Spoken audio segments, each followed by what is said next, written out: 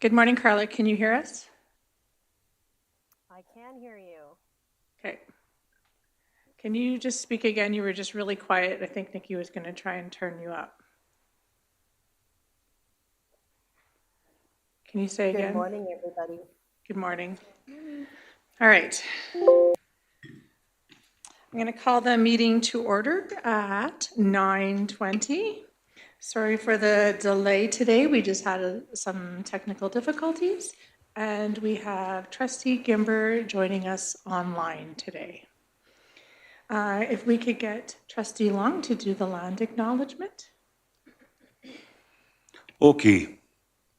Welcome to our division office, located on the traditional land and territory of the Niitsitapi, Piikani, Kainai, and Siksika, the Blackfoot people, within the Treaty 7 region of southern Alberta. Thank you, Trustee Long. We will now stand for O Canada.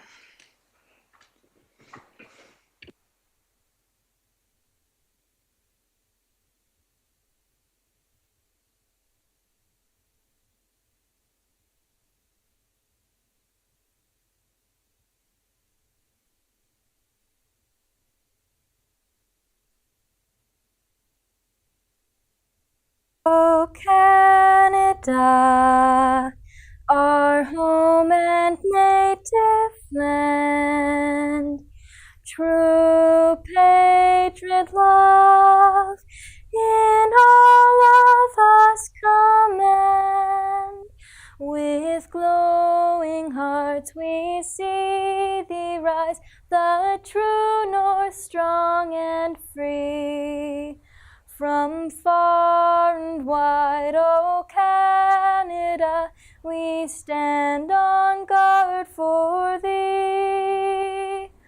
God keep our land glorious and free.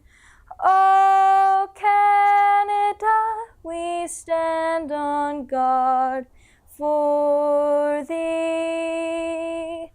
O Canada, we stand on guard for thee.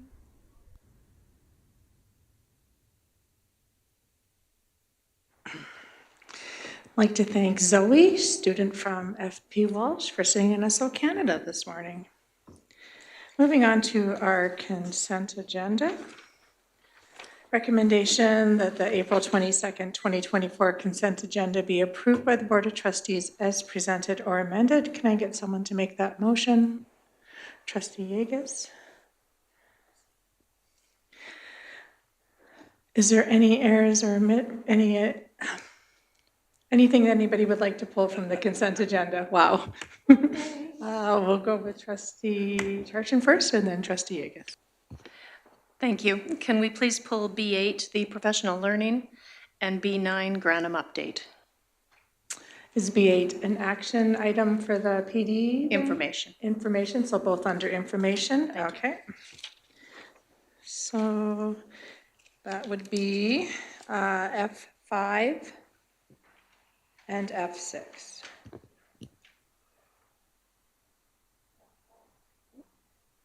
PD F5, yeah, and then the Granum update. F6, perfect. Trustee Yeages? I wanted the professional learning, but I think it's an action item that I want. Okay, and so we have an action item for professional learning too, so that will be E5. Oh, yeah, so we'll just, okay, so yours are both, okay, so we'll strike F5 for the discussion, make that the Granum, so there's no F6, and then we'll do the professional learning as an action item E5. Thank you. So the professional learning is pulled both by Kathy and Trustee Yeages, sorry, Trustee Charchin and Trustee Yeages.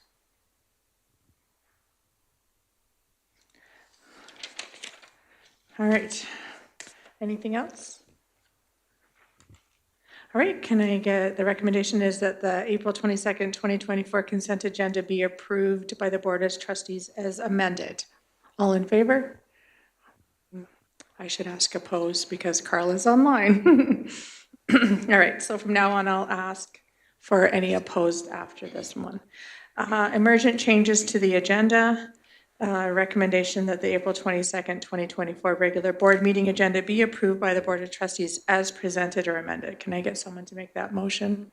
Trustee Toon? Any emergent changes to the agenda? Seeing none. Any opposed?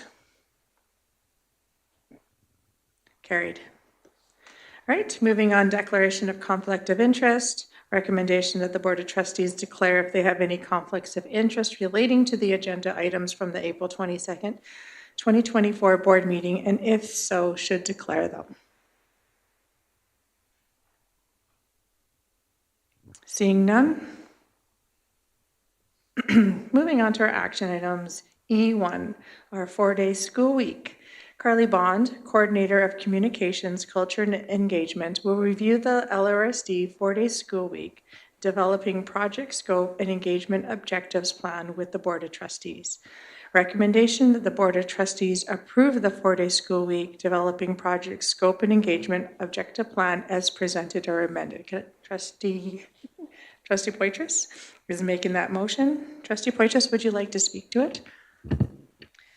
Nope, I would like to turn it over to Carly Bond to present on and then discuss after if we need to. Perfect. So we welcome Carly Bond to present to us for our 4-day week. Thank you, Carly. Thank you for having me. Thank you, Nikki. We can go to the next screen.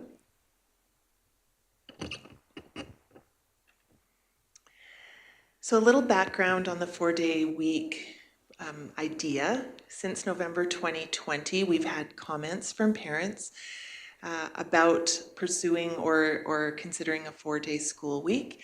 In March 2021, with an adjusted school week survey, we had comments from staff and parents in favor of looking at a 4-day school week. Superintendent Daryl Seguin presented to the board in September of 2021 with some information about that. And in October of 2022, a school year calendar survey had a number of comments from staff and parents. The majority of the comments were in favor of pursuing or considering a 4-day school week. Excuse me. In December of 2023, the Board of Trustees passed a motion that we would develop a plan to include stakeholder engagement in consideration of a 4-day school week. And in March of 2024, the board participated in a facilitated session where we determined the scope and engagement objectives. Thank you. So, from that session, the Board of Trustees developed this project scope statement. Excuse me.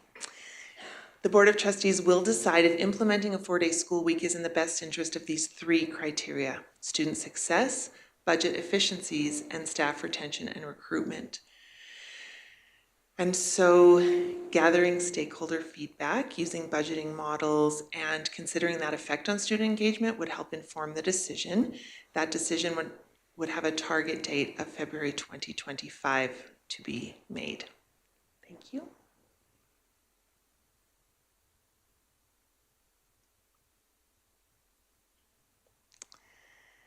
So engaging stakeholders is a big and exciting opportunity, and the trustees would use the IAP2 public engagement spectrum of participation to guide working with different stakeholder groups. Those groups would include, you can see them bolded here, parents and guardians, staff, elders and Indigenous partners, parents and guardians of pre-kindergarten children, student leaders such as Livingstone leaders, and student and community members.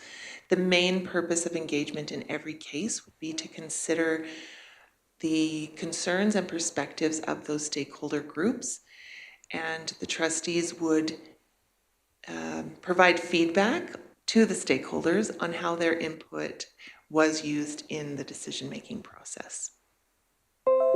Next screen, please. Oh, yeah.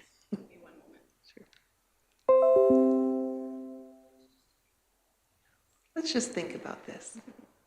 Carla said she can follow along on her sheets if you can't get it to work, Nikki. So she just, Carla's online, and so she wasn't able to see what you were seeing. And so I think. I saw it just a second ago. You had it up. Yeah, you just have to give me a minute. Oh, okay. I can follow along though, so no big deal. For the recording, though, you want whoever is watching online to be able to see it as well.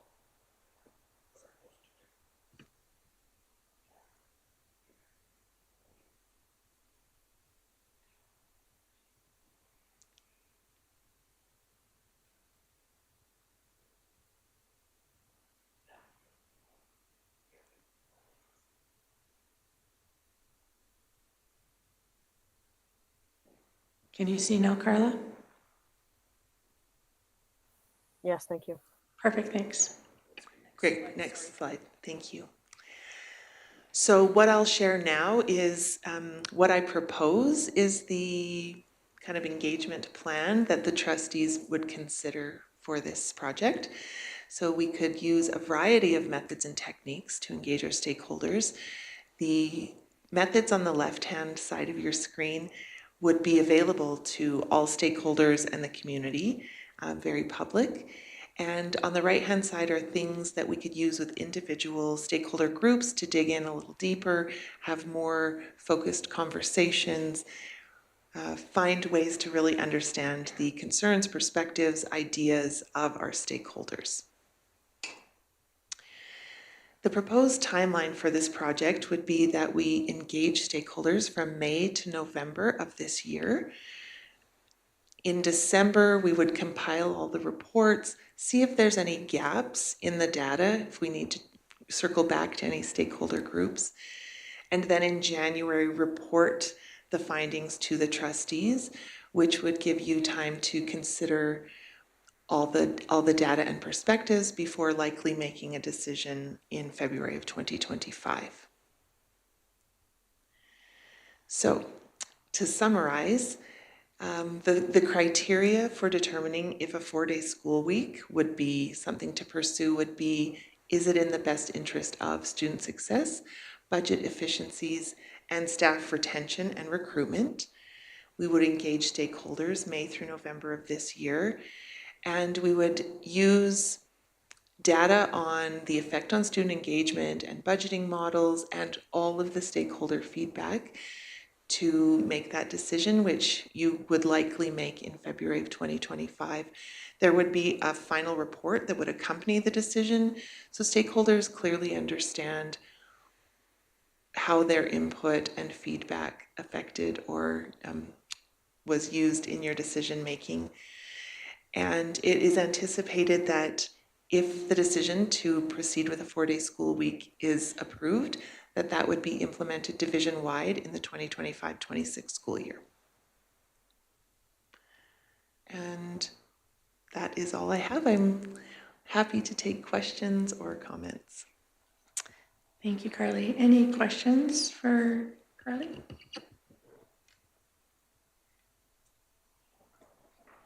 Sure, go ahead, Trustee Charchin.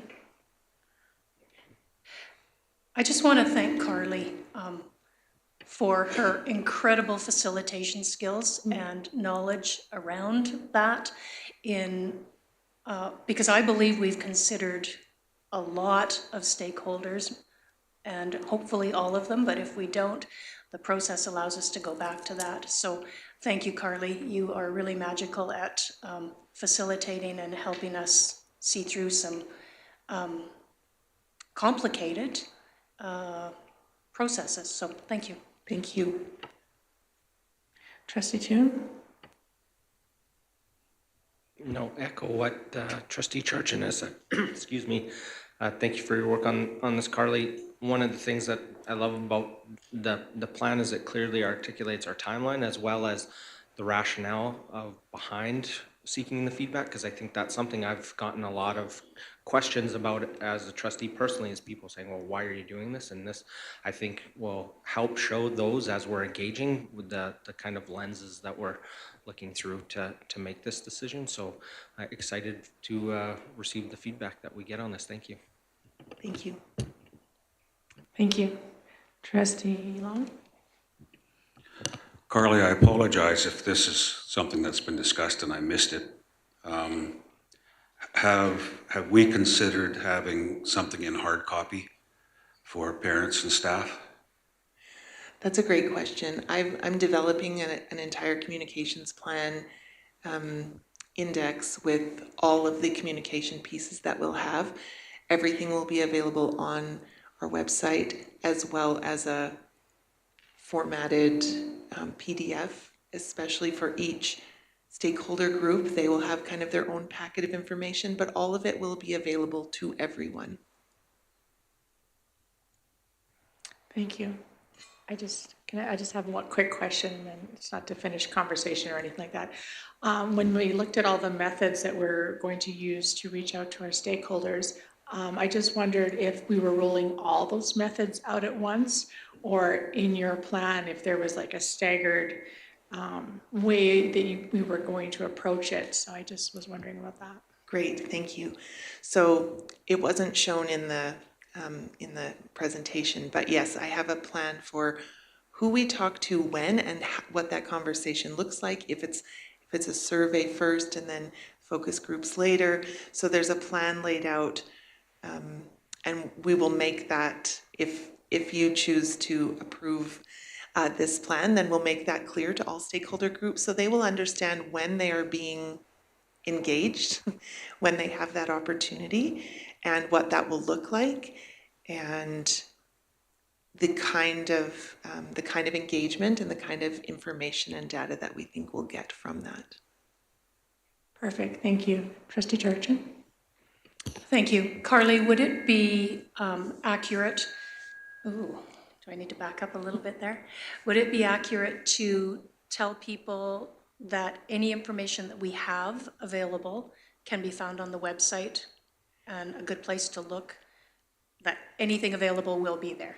Yes, thank you. So if you approve this, then in the next 2 or 3 days, we have a plan to make available a specific page on our website that will have, it won't have all the information day one, but it will have a lot of information, and then as we're able to add more to that, the website will be the very best place for people to go to find that information. There will also be like a quick link on every school website that will take them directly to the Division 4-Day School Week information page, if you will. So we're going to make it as easy as possible for staff, parents, students, and community members to find the information that they're looking for. Thank you. Any other questions or comments? No, seeing none. Thank you, Carly, for your presentation. Trustee Poitras, did you want to close? Yep, I just wanted to obviously thank Carly. I think this board has made it very clear that we want to make sure that we're communicating properly and that we are letting our stakeholders know what information we're looking for and giving them the best opportunity to give us that information. And I think this plan really lays that out. This is a great starting point for people to kind of look and see and be like, okay, I'm looking for June of this year is where I'm going to be engaged. And then once it's approved, a more detailed plan will come out. And I just think it's a great step and a great way that we can move forward with our 4-day, but also moving forward with other plans in the future. Having this type of communication outline is really excellent. And so we appreciate you facilitating it. And because communication and transparency is so important, I would really encourage all of you to vote in favor of this. Thank you. Thank you. So the recommendation is that the Board of Trustees approve the 4-day school week developing project scope and engagement objective plan as presented or amended. I'm going to call for any opposed. Seeing none, carried. Thank you, Carly. All right, moving on to E2.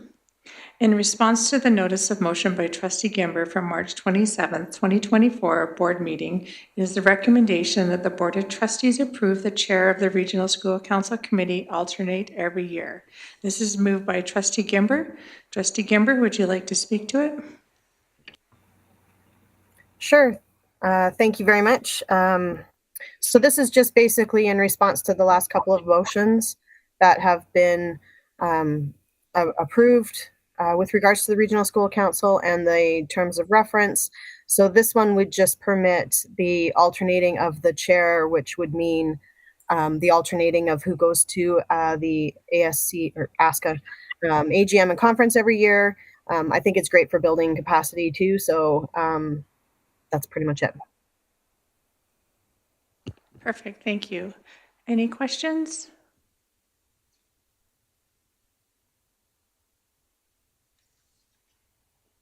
Okay, I just have a question. I just wondered if, because that would be a change in how our committee structure works, then because we do a 2-year term for all committees. So you're asking then for the chair of the Regional School Council to do 1 year and then switch roles to do another, the vice chair then becomes the chair of that one for the next year. I just wondered if there was any consideration in not changing that structure, but then to just put in place that the chair goes 1 year and the vice chair goes another year? Or was there a specific reason why you felt that the chairs should switch roles?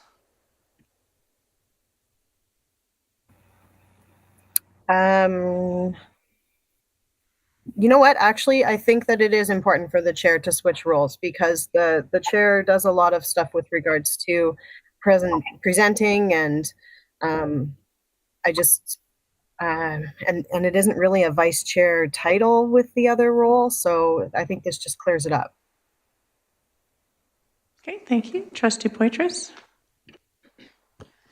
Yeah, I agree with Trustee Gimber as I'm sitting on this committee this year. The chair role does do a lot of the work as far as like hosting the Regional School Council, not that it couldn't be shared, but I agree with Trustee Gimber that it does build capacity by having that switch. I also think that we sit on our committees for 2 years. However, some of them have a chair and vice chair. Some of them just have a representative or an alternate that can switch. So I don't think it really makes a big difference to the sitting on the committee for 2 years. I think if there was a reason why the chair couldn't be the chair for some reason, that could be switched, no problem. Like if I had a family situation and couldn't be the chair, that's something that can switch in a committee in a 2-year period anyways.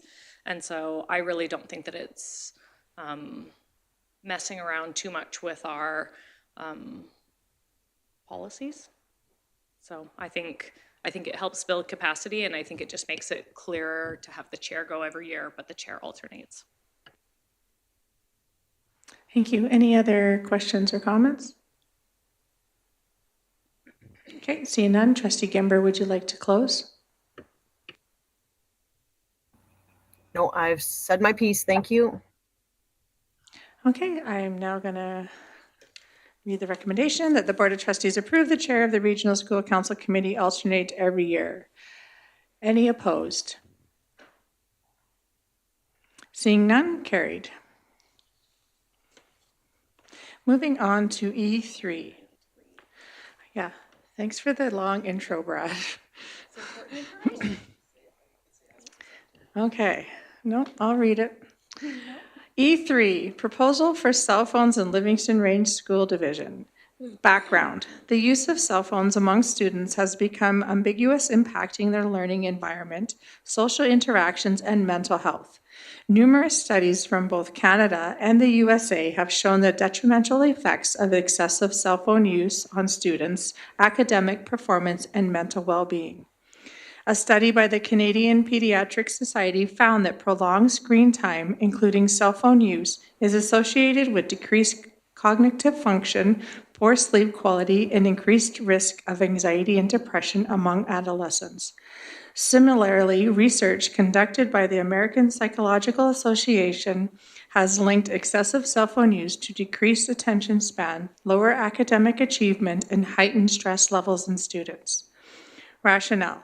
As governors and guardians of our students' well-being, it is imperative for the Livingstone Range School Board to take proactive measures to address this issue by implementing a policy banning cell phones for students during school hours, we aim to create a conducive learning environment that fosters academic excellence, social engagement, and mental health resilience. By removing the distraction of cell phones, students can focus more on their studies, participating actively in classroom discussions, and develop stronger interpersonal skills through face-to-face interactions with their peers. Supporting data. A study conducted in the Canadian schools found that students who were not allowed to use cell phones during school hours demonstrated higher academic performance and reported lower levels of stress compared to their peers who had unrestricted access to cell phones. In the USA, schools that have implemented similar policies reported significant improvement in student behavior, reduced incidence of cyberbullying, and increased student engagement in extracurricular activities. Community impact. Banning cell phones in schools not only benefits students, but also positively impacts the broader community. Parents can have peace of mind knowing that their children are fully engaged in their studies without the distraction of constant notifications and social media updates. Furthermore, by promoting healthier screen habits among students, we contribute to the overall well-being of our community, fostering a generation of young individuals who are better equipped to navigate the challenges of digital age. Conclusion.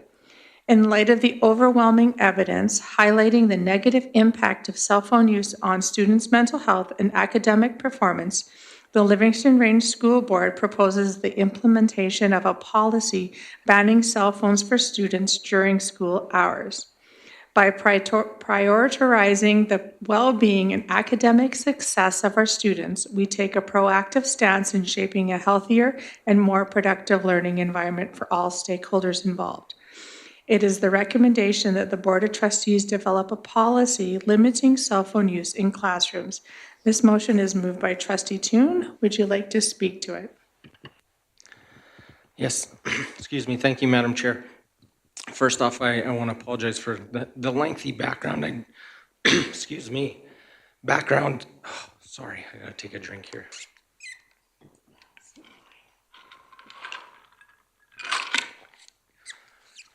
I apologize. The lengthy background there, I had intended to provide the references to those studies, excuse me, and didn't have those accomplished by the submission deadline, but part of this was, thank you so much.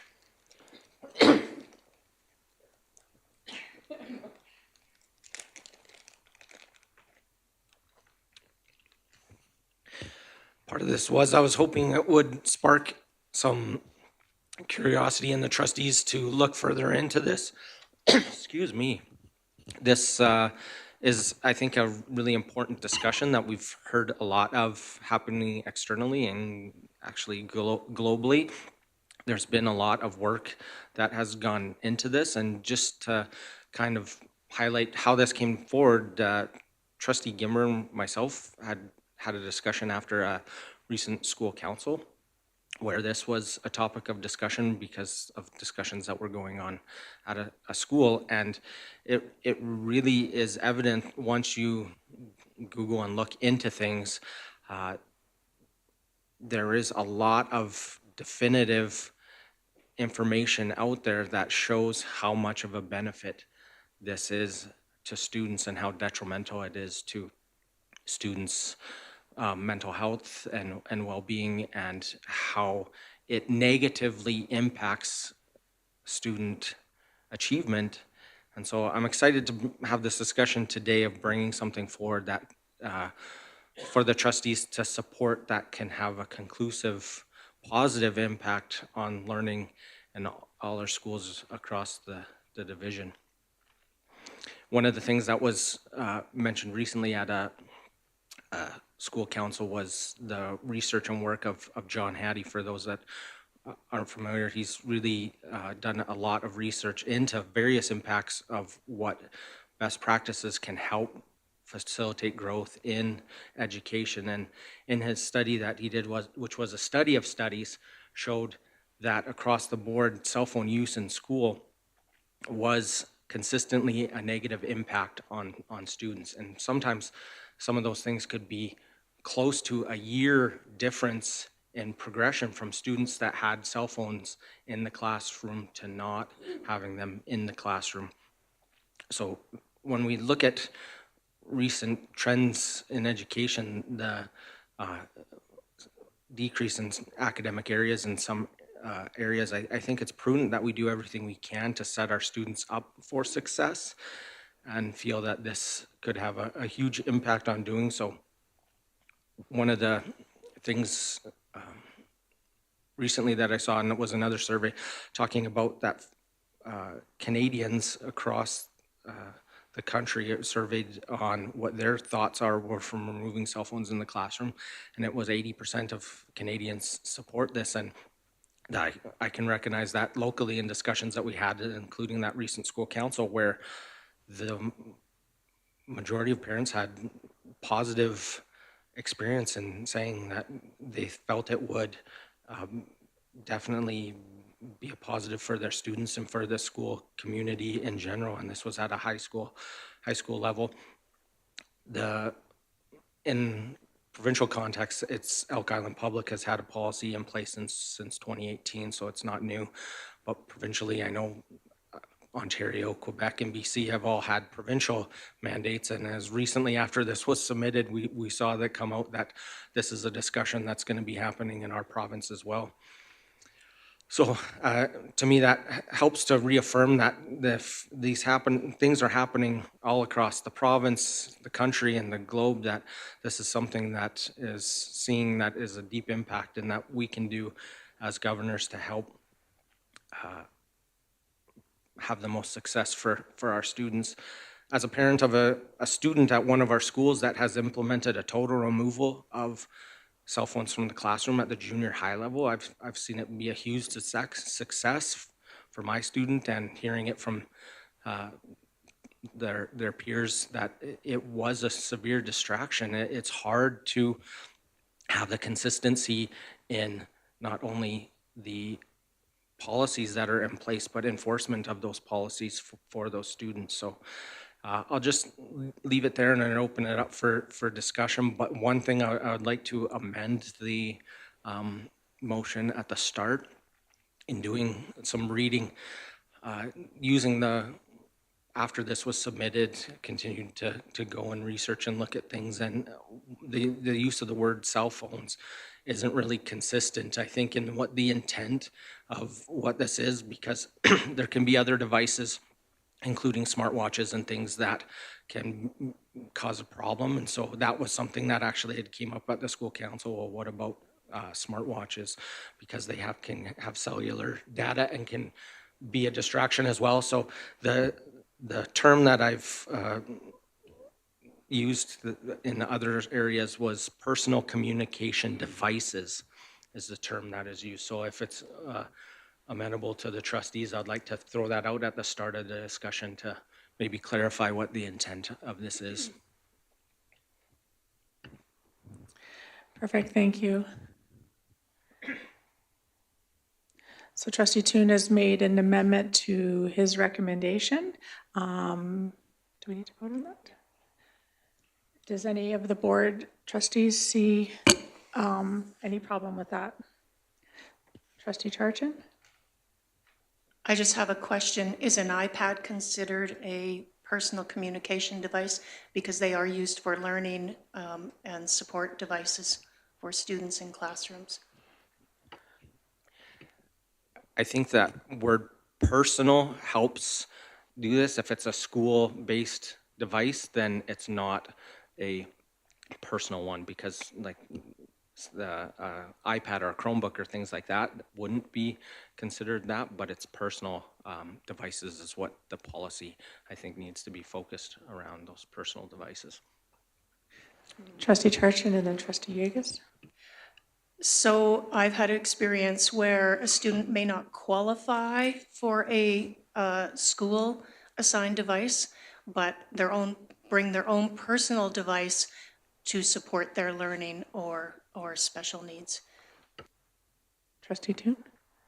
And that exact scenario is something why I think it's important to not just bring a policy or the trustees blindly adopt a policy without developing a local context. When I looked at Elk Island Public, they say for special uses for learning, like there is some context in there. It just doesn't say you can't do that, but it was for specialized programming and special needs students were the two things that were listed in theirs that were. So there is some, or for medical need as well. So there are some of those. So I'm looking forward to having some of that local context, what those needs would be to facilitate that. But Trustee Charlton, was that just a response back? Okay.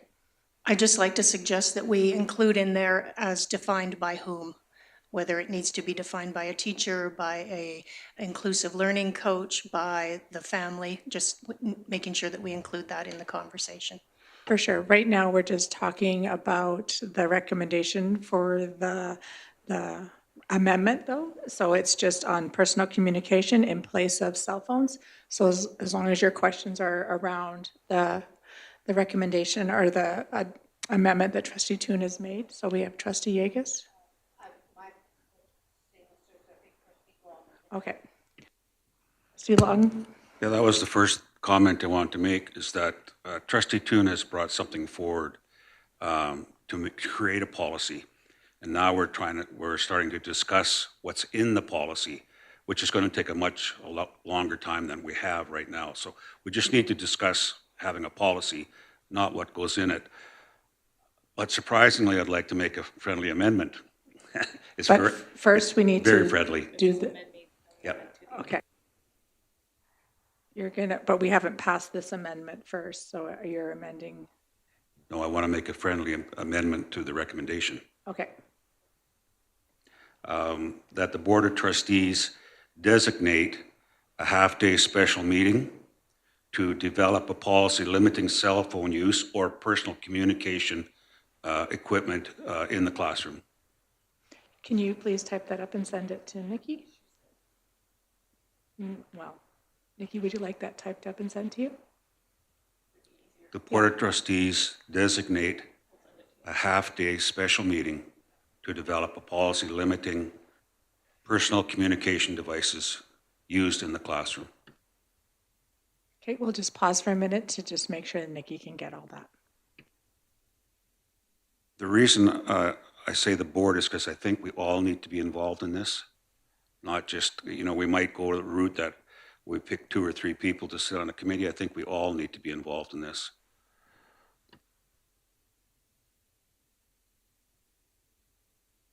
Nikki, go ahead if you have any questions. Designate a half-day special meeting in order to develop a policy limiting personal communication devices used in the classroom or in the classroom.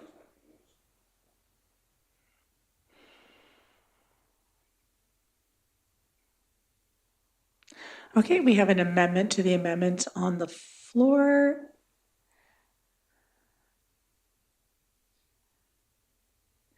That the Board of Trustees designate a half-day special meeting to develop a policy limiting personal communication devices in the classroom.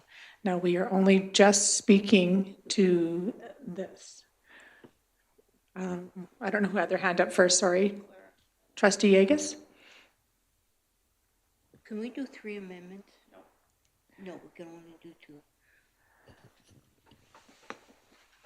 Okay, I guess we use this word policy in here too. I don't think this is part of a policy, because remember, we got 2 things. We got policies and procedures. I think this is a procedure because it deals specifically with students. And if you look over what's in our procedures, a policy is something that is a little broader than this, and we really do not have any policies that are dealing with specifically with students itself. It's more general. As I really think this would come under a administrative procedures, but I'm not saying that we wouldn't have input as a board into these administrative procedures, with it. I guess my other question, and I don't know if I should be asking this now because we got this amendment, but I would like to know what is going on right now within the schools in terms of cell phones, because really we haven't really heard from our administrative team in terms of what is happening with it. I mean, we might know specific schools, which we're part of, but we don't know all the schools itself. And I'd also like to know what the administrative teams feel about this. Thank you. Thank you. Yeah, so we're just speaking to the amendment right now. And so then we have trustee Long, trustee Toon, and trustee Poitras. If there are trustees who feel that we should say a full day special meeting, I would certainly support amending that. And I say that because if we designate a full day right now, but it only takes 3 hours, that's good. But if we designate a half day and we don't get finished, that's not very good. Thank you. Trustee Toon?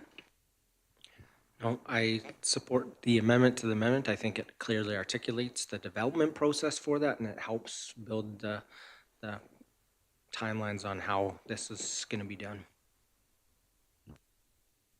Thank you. Trustee Poitras? Oh, no. Okay. Trustee Charchin? If this is for clarification, if the amendment to the amendment is passed, does that mean that we have passed the recommendation that we develop a policy? Okay. We pass this amendment, then it becomes the recommendation, and then we continue to talk about it. Thank you. Okay. Trustee Toon? Just because of the process wise, I would recommend that because it changed the word personal communication device. So if this amendment is approved, I think that would do both at the same time, just for clarity that sake. Was that something that the chair would feel be appropriate? So you're saying then the two amendments, it would just become automatically the one, and so then that would be that would be then the recommendation moving forward? Yes. Yep, okay. The amendment to the amendment used the language of the first amendment, so. Perfect, okay, yep. Trustee Gimber, I see your hand up. Yeah, just in response to what Trustee Long mentioned, I would make an amendment to remove the half-day piece, and that would give us a bit more leeway once we decide how much time it's going to take. We just can't do a third amendment right now. We need to vote on this amendment first, and then at that time, you could then make an amendment. Oh, okay. Yep. Sorry. Thanks. Nope, that's okay. Just keep that in mind. I know. It's hard to keep track sometimes. Trustee Long. Yeah, just make a point that the half-day amendment might get defeated, and then there might be a full-day amendment. So we're speaking to the amendment still. Any other? Trustee Poitras? I would call the question on the amendment. Perfect. Any opposed to that? Seeing none. All right, question has been called to the amendment. I'll read it back out. That the Board of Trustees designate a half-day special meeting to develop a policy limiting personal communication devices in the classroom. I'm going to call for any opposed. Carried.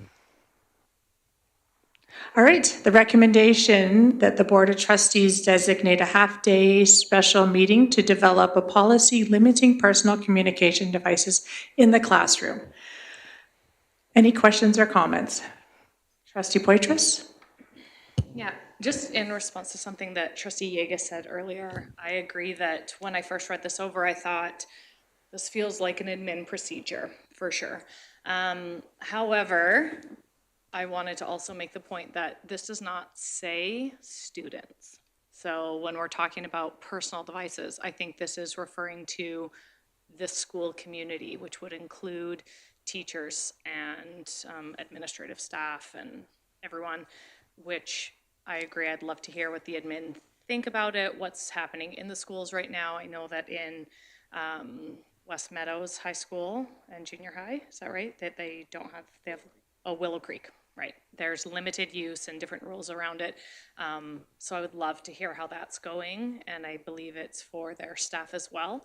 But I too am just not sure if this fits policy or admin procedure, or if there would be a broad policy and then admin procedure to go along with it. So, but when we are considering it, I think it's important to remember that this is not just referring to students, from my understanding. Thank you, Trustee Poitras, Trustee Yegus, and then Trustee Toon. I guess my question then would be is this going to be for everyone within Livingstone Range School Division if they're within a school? Or does it also refer to the trustees when we're having meetings? Like, to what extent are we having this policy? Because I think, or this, I want this, I don't like the word policy, this, whatever we're going to call it, because I think we have to look at the extent of this and what we want. I mean, I totally understand where this is coming from and the effect of this, but on students. But I think we have to also look at to what extent are we going to be putting this. Thank you, Trustee Toon.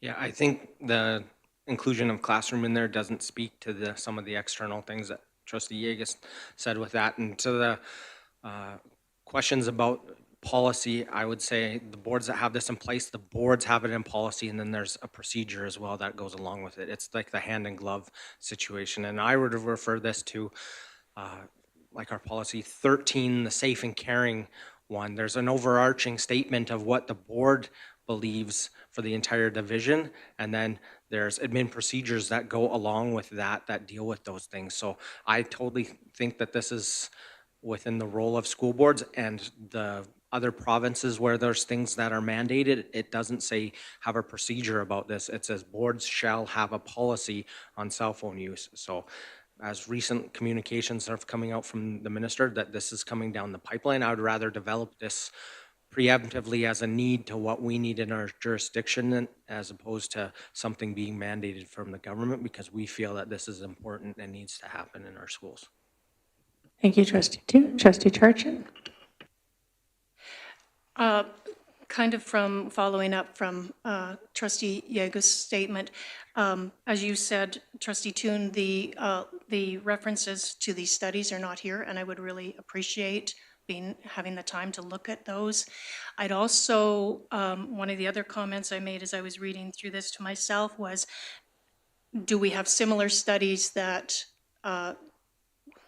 better way to put it, are there studies on adults and what does it inform, and whether this should be more all-encompassing than just our students? Because I expect we've even seen within our own work that cell phones have an impact on us as well.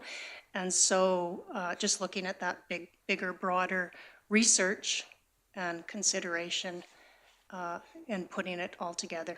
And so I understand that cell phones cause some issues in schools. I also have seen where cell phones are bringing your own devices and allow access to that, and teachers who have been able to figure out, and I was not one of them, how to be able to maximize the use of those devices in classrooms is another piece. So for me, I see the need on one hand, but I'd like more information about the broader stakeholders or people involved in that and the research. Thank you.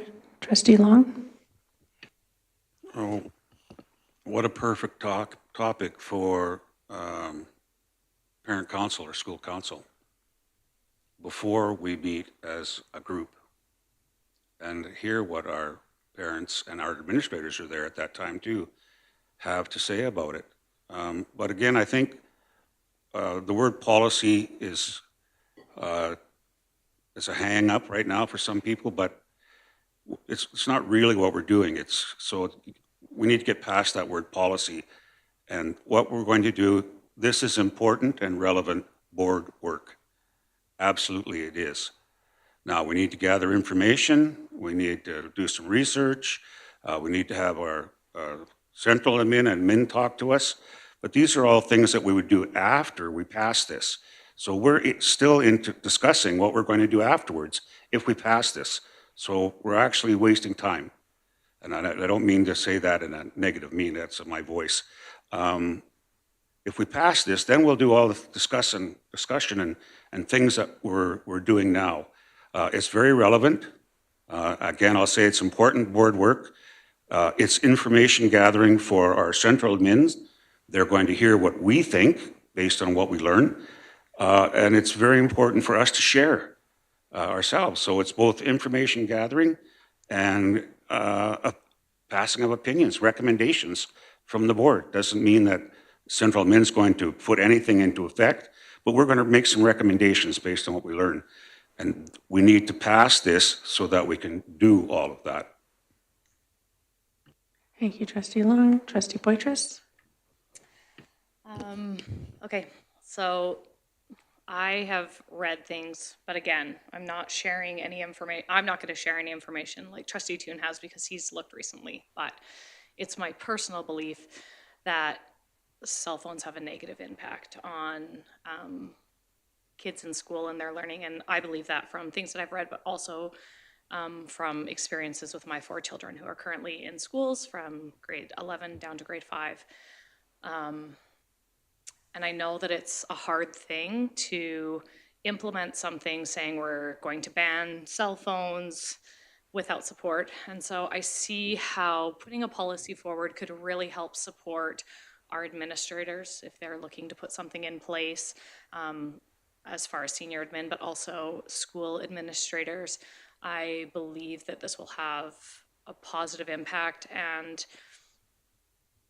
when I look at the mental health crisis that is happening in Canada among youth in Alberta, I firmly believe that we need to advocate for stronger partnerships with Alberta Health Services and stuff. But as far as what's in our circle of control, the amount of time that kids are spending on their cell phones during the school day is within our circle of control. And I think it's one of the biggest things that we can put restrictions or limitations on that will combat that.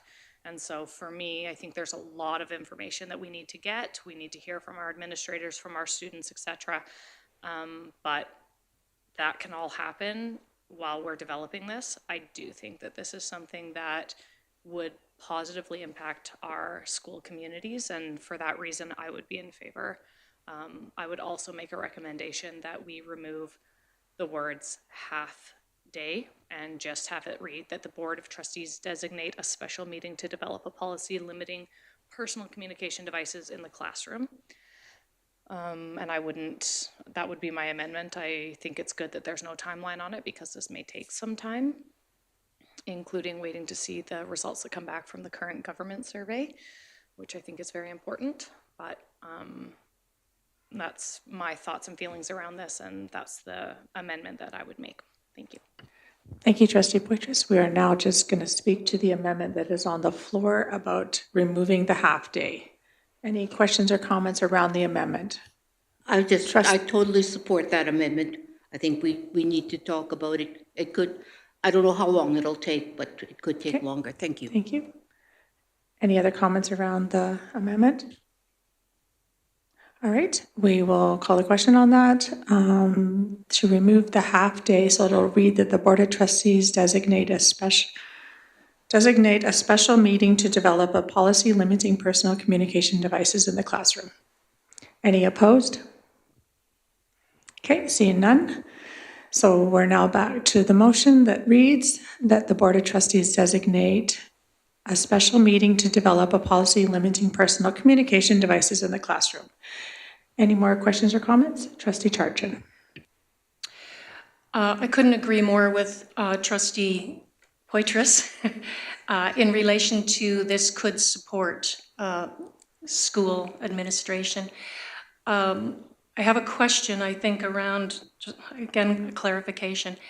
If we pass this motion, it means that we will have a policy limiting cell phone use. Correct. So my concern about that, and I guess I'm having trouble, Trustee Long, getting through my head, is that we want to gather all of this information from all of these different sources. It seems to me I would like that information prior to passing a motion that we will have a policy. So, yeah, thank you. Sorry, just one sec here. Trustee Yeagas had her hand up. Is this, so Trustee Toon, were you wanting to answer? Okay, Trustee Toon. Yeah, so this says that we'll develop a policy. It would still need to come to the board for approval, and the challenge is if we come and fully develop it, we spend a lot of time, energy, and resources on something that the board might not support. This shows that the board supports developing a policy and all those engagement activities therein. So that's where I wanted to leave it broad, so this would be a collaborative process, not something where we just develop something in a bubble and then take it out to our stakeholders and say, here, we made this. I hope this meets your needs. And when we develop a new policy also, it has to have 3 readings. And so it also gets taken to our school councils for them to look at, and it can be amended and changed prior to, but it has to go through 3 readings before we as a board can adopt it too. So Trustee Charge, did you want to follow up on that, or did you? Okay. That's perfect. I just didn't want to pass a motion without the information, so thank you. Okay. Trustee, this is yours about this too. Trustee Poitras just had a point to make on it too, to respond. Well, I'll talk after. Okay. Yeah, I just wanted to say, when I was a new trustee, like policy seems so big and scary to me because we're reviewing them all the time. They guide and direct everything. So I was tried to be very aware. Trustee Yeagas was fantastic at knowing all the policies, and I really leaned on her to help me know what's going on with the policies. But a policy can be something, we may not develop a new policy after we get all this information. We may say, you know what, this needs to be at the classroom level. Every teacher is doing something, and that's the most successful. So instead of developing a new policy, what we are going to do is in policy 13, where we talk about safe and caring, we're going to add in the line in there that says cell phone use will be reviewed and considered yearly on a classroom basis or thing. It could be something very broad like that. All the specifics for me personally, the reason I want all that information is so that I know how clear we need to be and working in partnership with our admin and where they see the admin procedure line and the policy line coming together so that we can support each other in that way. Thank you.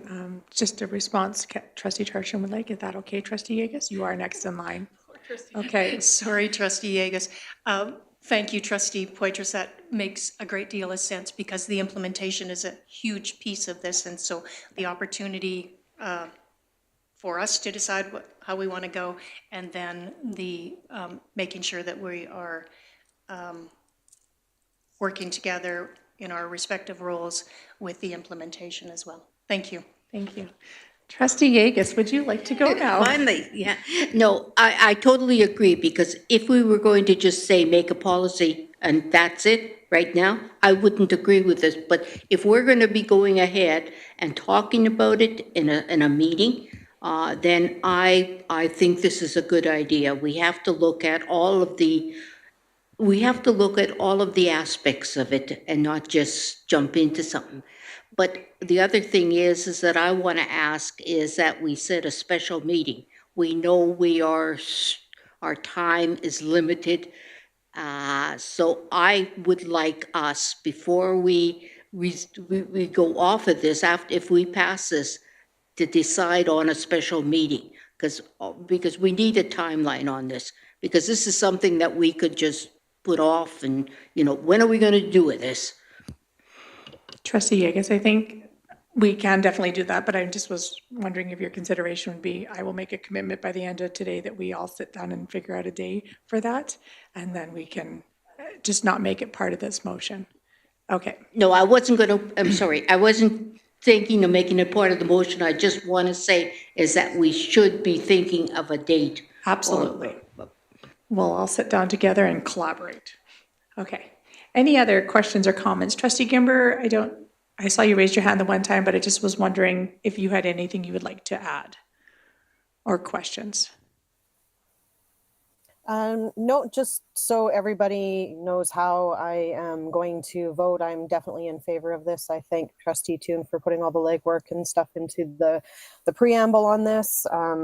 And I look forward to the conversation we're going to have. Perfect, thank you. Any other questions or comments? Trustee Poitras? Yeah, I just want to say, I just also wanted to thank Trustee Toon for bringing this forward. I have made comments about cell phone use in the classroom and stuff before, and I've never brought forward a motion, which kind of has me scratching my head why I've never brought it to the table before. And it was very timely to see our agenda come out, and then I think it was 3 days later, 2 or 3 days later, the government come out with the survey. So I just want to thank Trustee Toom for bringing this forward, and really appreciate the board's conversation around this today. I think we're going to have some great conversation and make a difference for our students. So Thank you. Any other questions or comments? Okay, I'll just make my comments.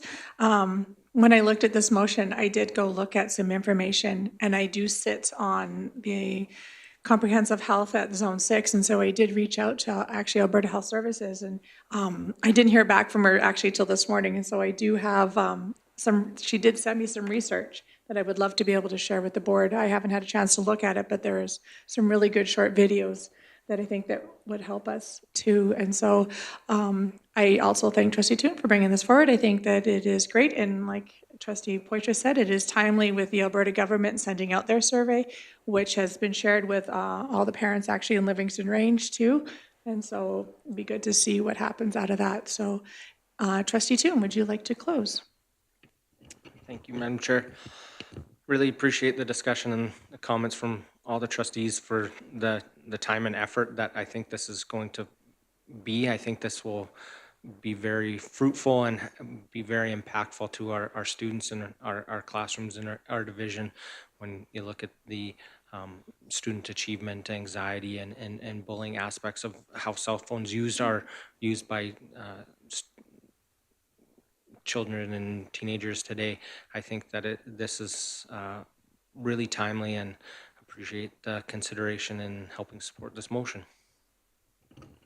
Thank you. I'm going to call the question. Any opposed?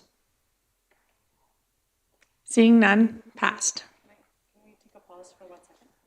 Yeah, we can just take, actually it's 10:22, so why don't we take a 10-minute bio break if anybody needs to run to the bio.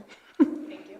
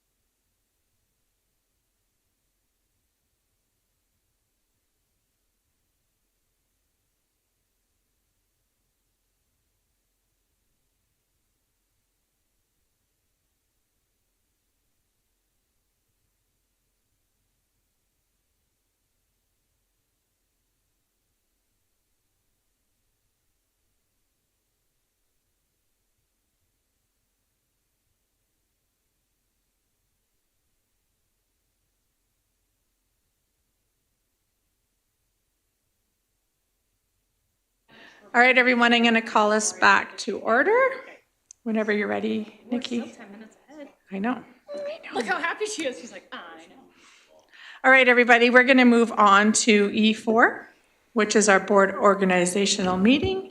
So another long background here. Let me just try and get through this again. So the background, board organizational meeting occurs in the fall. However, this timing presents challenges as board members have longer amounts of time to get assigned to their respective committees, school assignments, and becoming acquainted with their roles and responsibility. This delay in assignment and orientation can hinder the board's effectiveness in addressing important issues and making informed decisions in a timely manner. Rationale. Preparation time. Moving the organizational meeting to June will provide committee members with ample time to prepare for their new assignments during the summer months. This extended preparation period will enable them to familiarize themselves with their roles and responsibilities, ensuring a smoother transition into their position. 2, efficient start. By holding the organizational meeting in June, board members can hit the ground running in the fall. With their roles clearly defined and preparations already underway, they can immediately begin addressing important issues and making informed decisions at the start of the new school year. This ensures that crucial matters are not delayed due to the time required for orientation and acclimation. Number 3, alignment with academic calendar. Shifting the organizational meeting to June better aligns with the academic calendar. This allows for a more cohesive approach to planning and decision-making as board members can strategize and coordinate initiatives in conjunction with the upcoming year rather than adjusting plans after the school year has commenced. Conclusion. Changing the date of the organizational meeting to June in non-election years offers numerous benefits, including enhanced preparation time for committee members, the ability for the board members to start the new year with efficiency, and better alignment with the academic calendar.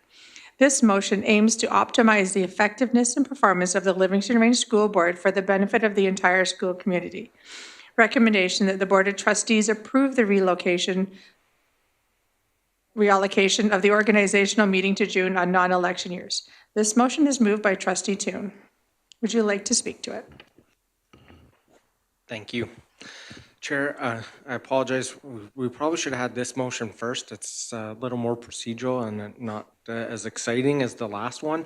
But nonetheless, I think that this does help set us up for success. There's been a lot of challenges at times when we've had our organizational meeting in the fall because it's longer and longer into the year before we have those.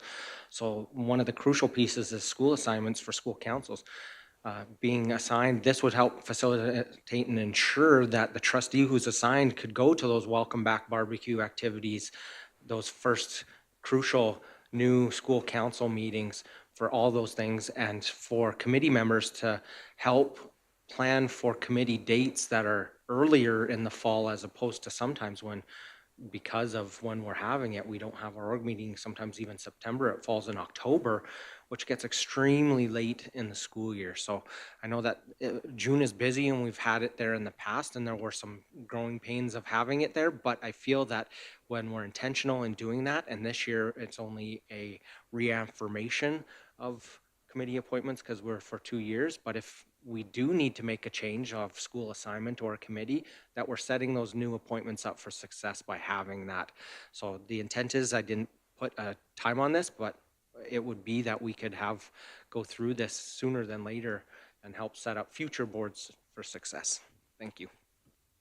Thank you, Trustee Toon. The floor is open for questions or comments. Trustee Poitras. So just to make sure that I've got this, this would include the chair and vice chair selection. So there would be the election year, that first June, no. The second June, you would do the chair and vice chair because it would be the end of the 2-year, although it's not fully because it's not till October, but that sitting term. So that would take place in the middle of June as well. Is that correct? Trustee Toon, would you like to respond to the motion on the floor? Yep. No, thank you, Chair. Yes, anything that's included with the activities of our organizational meeting. I can say my first time being elected chair was in June, and it was so helpful to have that summer to prepare and get familiarized with all the roles and responsibilities and set dates with the superintendent that fit both of our schedules, as opposed to doing it a month or two into the school year and then trying to get all those things into place, I think is really challenging. Thank you. Trustee Poitras? Okay, thank you. I just wanted to clarify that before I made my comments. So I just want to say, again, thank you for bringing this forward. I am a huge fan of hitting the ground running. We have 10 months that the kids are in school, and it's busy. Every month it's like, oh, June's so busy, September is so busy, December, every month is so busy. And so also, Lori sat as chair for 2 years, then I was chair, now Lori, that organizational meeting to start off the year in September or October and have a switch of chair, there was a good month where I had made all the necessary changes to my schedule because there was excessive number of meetings. And then Lori was trying to switch because she hadn't seen those meetings, she didn't know, and it was a very busy October.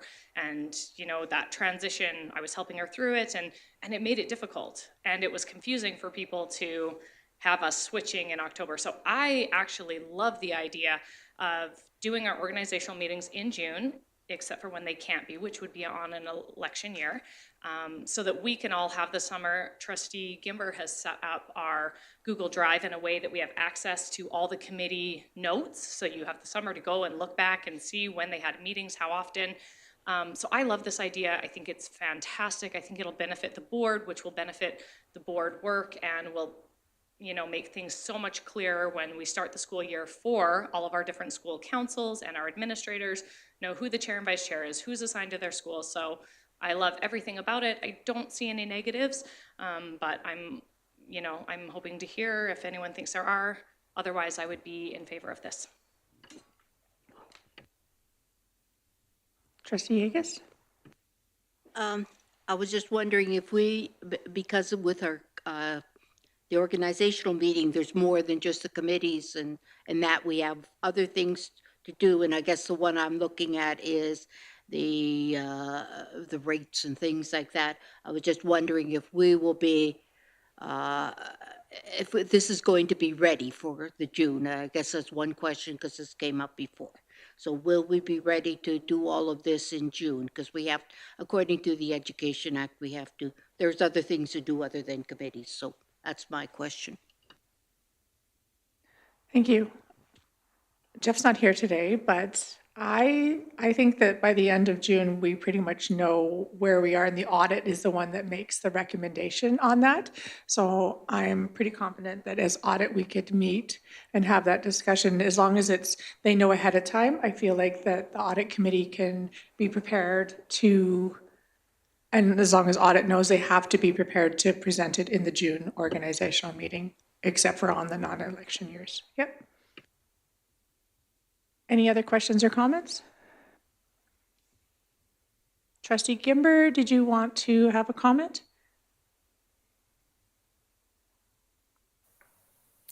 I love the idea. I've brought it up a few times that I think that it's something that we should look at.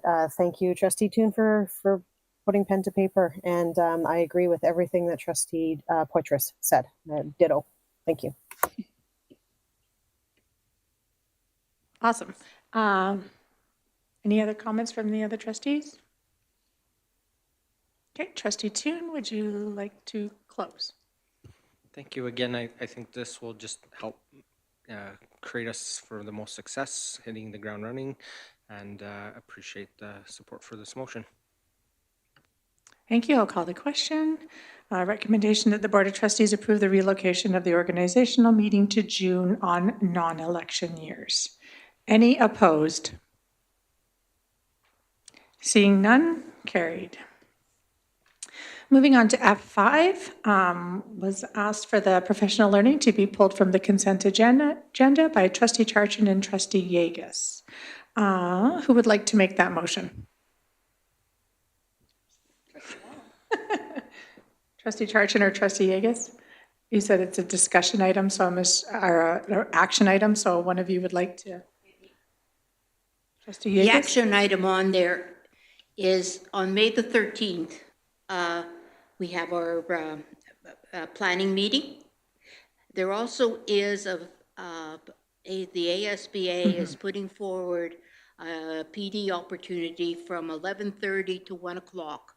And it looks like a really, really interesting PD opportunity, which I would really like to be part of. So I would like to, I don't know if we need a motion on this, but I would like to say that we all take part in this as a group, saying we're all here for the planning meeting. Thank you, Trustee Yegas. I did see that from ASB and was going to have a conversation around the board and try and plan the agenda around that so that we were all here anyhow, so that we could be part of that, but definitely open up for discussion if that's what you would like, a motion on it, or? I'll make a motion that we take part as a board, we take part in the Group PD? ASBA PD opportunity on May the 13th. Okay. So there's a motion on the floor that the Board of Trustees all attend the ASBA group for Group PD on May the 13th. Nikki, I think it's important that it says at the end, as group PD, because it specifically is referring to where the dollars will come from. No, but as being together. But we were there for a meeting anyhow.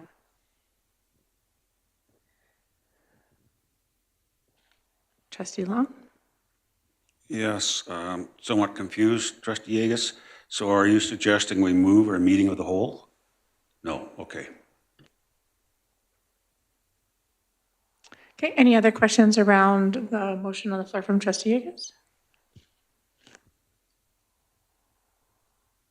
All right, the motion on the floor is that the Board of Trustees all attend the ASBA Group PD on May 13th from 11:30 to 1 as Group PD. It's kind of duplicated in there, but yeah, just take that out. But it says as Group PD in the top part there. Because I had already put it in there.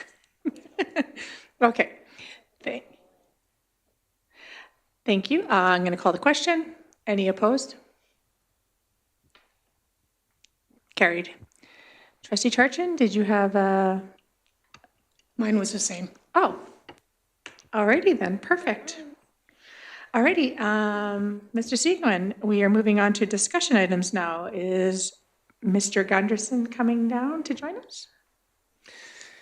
You guys don't run ahead of schedule I very know. often. So he caught me a little off guard, but I did text him and asked him to make his way down. So hopefully he will be here right away and No be ready problem. to move into the seat with the microphone there. We Nikki are turning could a probably- new leaf. Yeah. Yes. Oh, yes, Trustee Dune.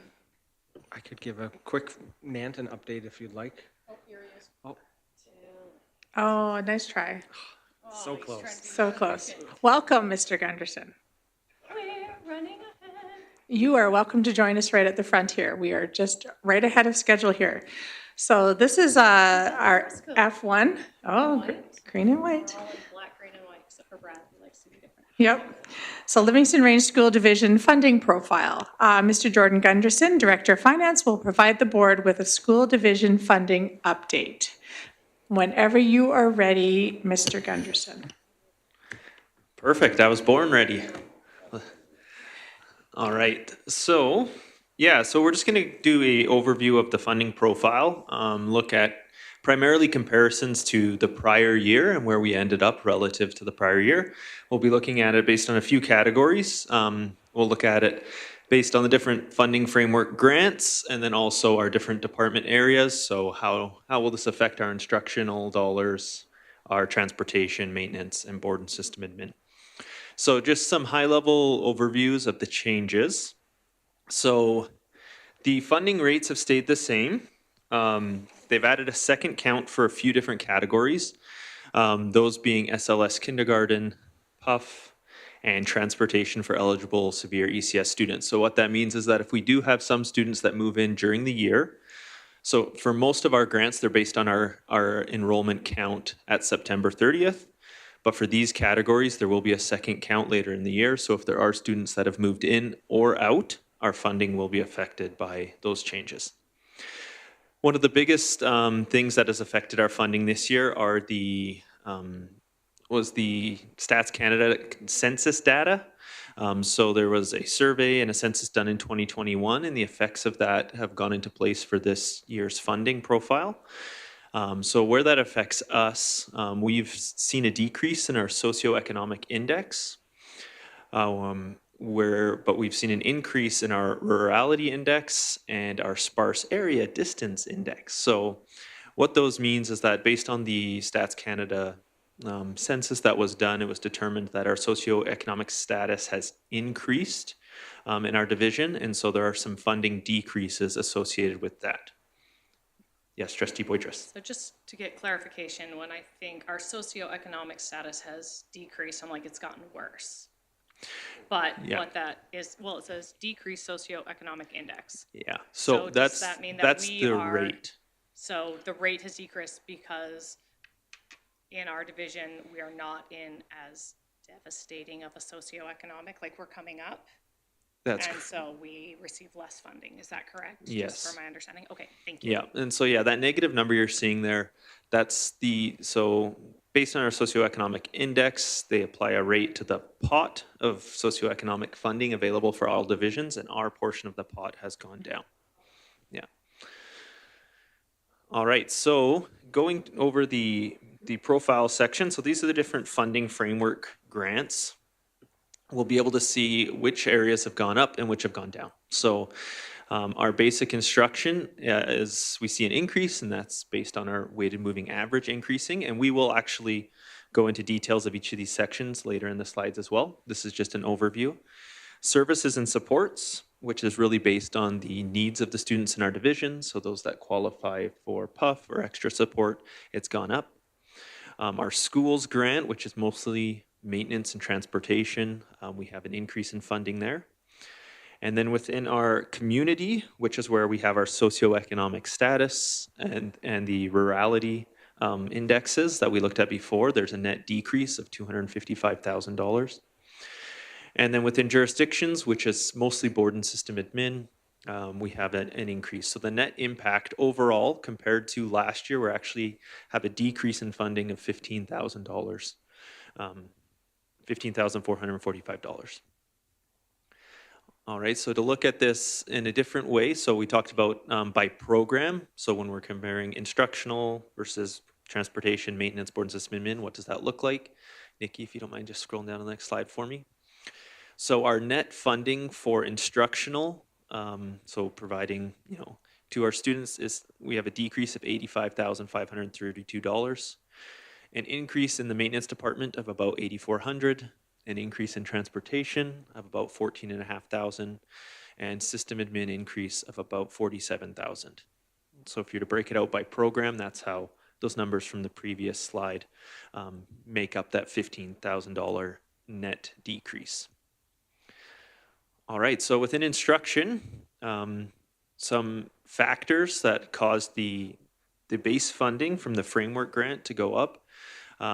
We have a little bit less in ECS because our weighted moving average has gone down, 7.7 students. A slight decrease in grades 1 to 9 with a decrease of 0.8 for the weighted moving average. And just as a reminder, the moving average is our average enrollment over the last 3 years. It's weighted so that the most recent year is the heaviest, and then 2 years ago is a little bit less, and 3 years ago is even a little bit less. And then we have our grades 10 to 12, where we have an increase in our weighting moving average. So our high schools are seeing an increase in funding, and home ed is also increased. So our base funding for instruction is up $163,000. Services and supports. So these are just the changes that we've seen, and this is based on our enrollment numbers and how the certain students are identified for their needs or their statuses. So our pre-K, our PUF funding is going up, specialized learning support also increasing. Our moderate language delay grant has gone down a little bit, and our FNMI budget is decreasing slightly as well. And we're seeing an increase in our English as additional language funding, which means we have more students that identify as EAL. So a total net increase of about $25,000. All right. right? So then within our operations grant, operation and maintenance, we had sort of looked at this before, and transportation together make up that increase of 22,915. So for community funding, so this is where we can see the net effect of those changes from that first slide. So our socioeconomic status, that 1.69 decrease, not only did we lose 323,000 in just our base funding, but it also caused us to lose 75,000 in our nutrition funding. So total of almost $400,000 that decrease in our funding for that. Our geographic, so because we are considered more rural than we were in comparative to other school divisions previously, we do have an increase there of 142,000. But that doesn't offset that decrease, and so the net decrease for our community funding is 255,000. And then lastly, for our jurisdictions funding, we had, so again, system admin, we have an extra 47,000 and a slight decrease in what's called our supplemental enrollment growth of 17,000. Now looking at IMR and CMR dollars, so this is funding that we get specifically for the maintenance of our buildings.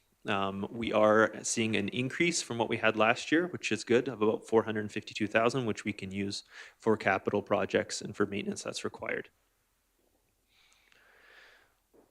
So, sort of big picture, our 3-year WMA is going up, so that's resulting in a higher base funding. The socioeconomic status, that thing is completely out of our control, and it's something that we have addressed with Alberta Education, wanting more information on how that's calculated and just getting more details from them about why they decided to make those adjustments and that sort of thing. But overall, the net impact is a reduction in overall funding to our division. How often have we seen those assessments happening, like the 2021 stats? That's what's affecting it. When's the last time we saw that socioeconomic number change? I know that you haven't been here quite as long, but do you know, or are you not sure? I'm not certain when the last one happened. I do know from the meeting we had with Alberta Education, the intention is for these numbers to stay in place for the next 5 years. So I'm not sure if the last ones were also 5 years. Yeah, Daryl has confirmed that they were. So I think it is a 5-year cycle. Trustee Toon. Thanks. I recently had a meeting with the education minister talking about rural issues and the challenges that we're facing with the funding, and this was one of the topics we brought up, was with the immediateness of those fundings. It can be positive, but it can be negative too, as we've seen here. Has there been any discussion from an admin side about suggesting something like the weighted moving average, where it's a gradual movement instead of so immediate, so that way it would kind of lessen the blow? Either way, you'd get an increase over time or you'd get a decrease over time. Yeah, I mean, I agree with that approach. We did have a meeting as our ASBOA zone with a representative from Alberta Education. We were able to express some of our concerns, and that was definitely brought up. It was sort of the contrast between, for regular funding, it's sort of done over a period of time, and these ones are sort of all at once. And so she did say she was going to take that back to the minister as feedback. So that is something that was addressed by multiple school boards in that meeting.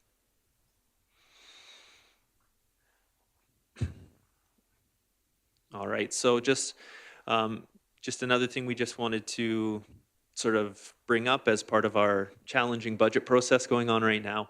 So with a overall decrease in funding, mostly due to that socioeconomic status, even if, we are better off as a division than we were 5 years ago, which would be great for our families to be like that, the costs are still there.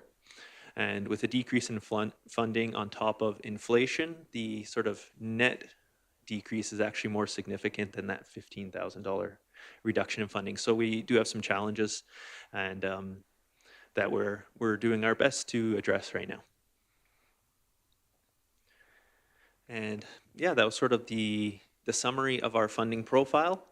And obviously we'll have more information about the budget and things like that over the coming weeks. Any additional questions? Thanks, Jordan. Any other questions? Trustee Toon. Kind of in conjunction with the funding profile, when you talk about impact side of things, one of the things that the government has sought from divisions is the impact of carbon tax previously.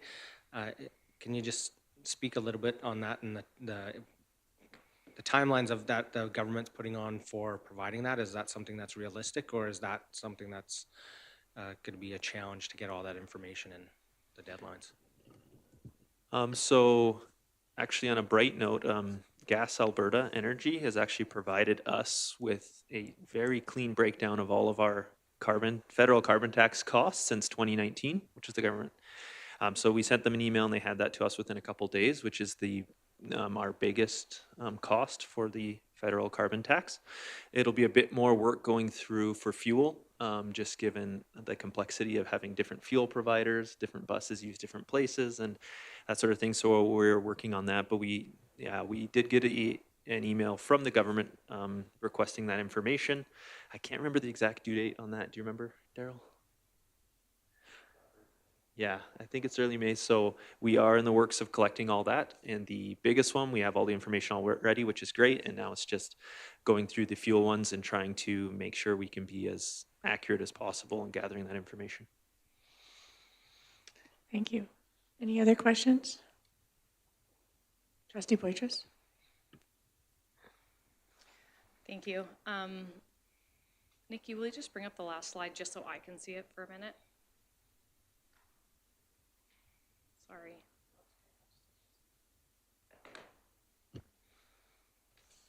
Oh, you like closed out of it.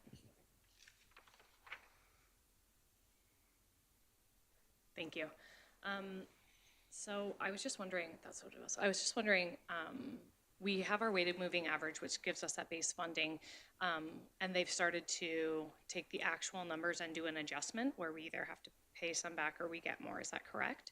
And that happens in, no, you gotta hit the button. There we go. Yeah, so they always do an adjustment during the year. So yeah, I think I misspoke earlier when I talked about the weighted moving average. A portion of that weighted moving average is based on our projections for next year. So then what'll happen is once they get our September 30th enrollment, they'll compare that to what we projected for the school year, and there will be a minor adjustment. If our enrollment is higher than what we projected, we'll end up getting a bit more money. If it's lower than what we projected, we'll get a bit less. So they will adjust our funding for 24-25 based on what our actual enrollment ends up being in September. Okay, so I was just wondering if when that adjustment is made, does it affect the weighted moving average for the upcoming 3 years? Like, is that the actual number they use, or is it still the projected? But it must be that way. Okay, thank you. You're welcome. Any other questions? I just have a question around this, and it came about the zone. Just a lot of boards were talking about the funding, and it does this new does not fund for our EA supports, our teachers, or anything like that. That's going to be negotiated like that, and so we are seeing a decrease in just even our social and economic, but we also aren't seeing any funding coming forward for anything being negotiated into the future either. I feel like this is a really important issue that we should share with our Minister of Education as the Board of Livingstone, and I think we need to share our story to him and the struggles that we're facing. I know that you've had conversations, but I feel that maybe a letter would be appropriate to send to our minister.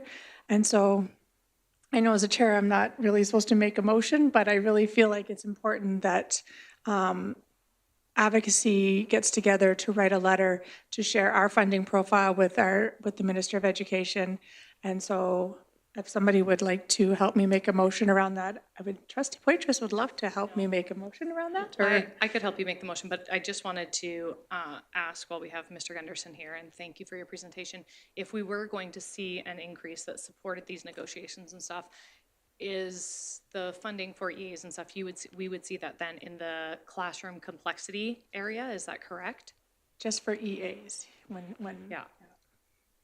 Yeah. So they haven't identified anything in here specifically for EAs. So we are getting funding still for the teacher salary settlement from a couple years ago. So there is funding to offset those increases there, and we've had that for the last couple of years. but there's nothing specifically for increases in wages for support staff or number of support staff. Right.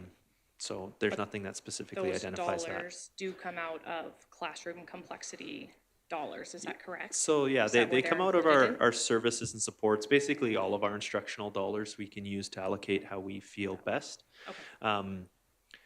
But yeah, just for our services and supports department, the amount we spend on supports in our classrooms is significantly more than the funding we get. Yeah. And I could provide some of those numbers again. I don't have them with me right now, but it is millions of more dollars that we spend on supports than what we actually bring in. Yeah, I think the most recent number we got was, I think it was around 3 million. So Yeah. it would be interesting to have that number, but thank you for that. And I will help you make a motion. Thank but you. Maybe we. Just in conjunction with speaking, when I asked the minister about supporting EA for funding, he did say it comes out of the classroom complexity grant, but that grant is only funded through growth. So if you have no growth in that area, then there's not additional funds in that area either, correct? I am not exactly certain what it's funded on. It could be on growth. I don't know the details of the classroom complexity specifically, but yeah, that was a new grant that just came last year. So it's the second year we're receiving that grant. And the amount that we got this year for it, yeah, we're actually down about $536. So it is likely based on that. On the growth. On the growth in that area. Okay, thank you. So Trustee Poitras, would you? Trustee Poitras is sending you a motion, Nikki, that we would like to make. We'll just pause for a minute. Yep. Yep. Mr. Gunderson, if you want to, you can leave the building. Well, not the building, but the room. But thank you so much for coming down here and filling in for Mr. Perry and being under fire. Yeah, it's not very exciting news. That's exactly it. Thank you so much, Jordan. And I got your name right. It's because I looked at the paper.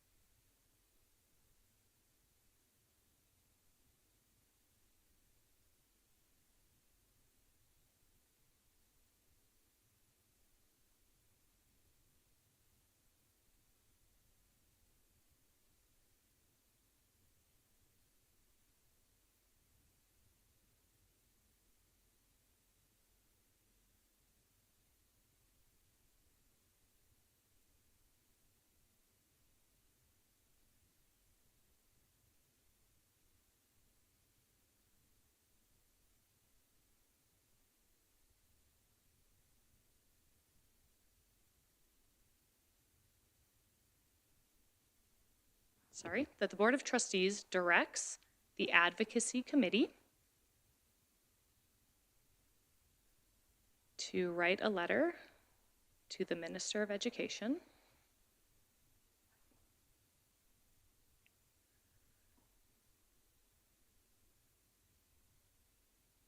regarding our concerns around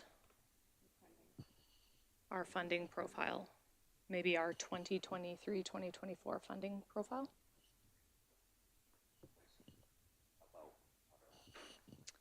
Regards to our concerns about, and it will be the 23-25 or 24-25.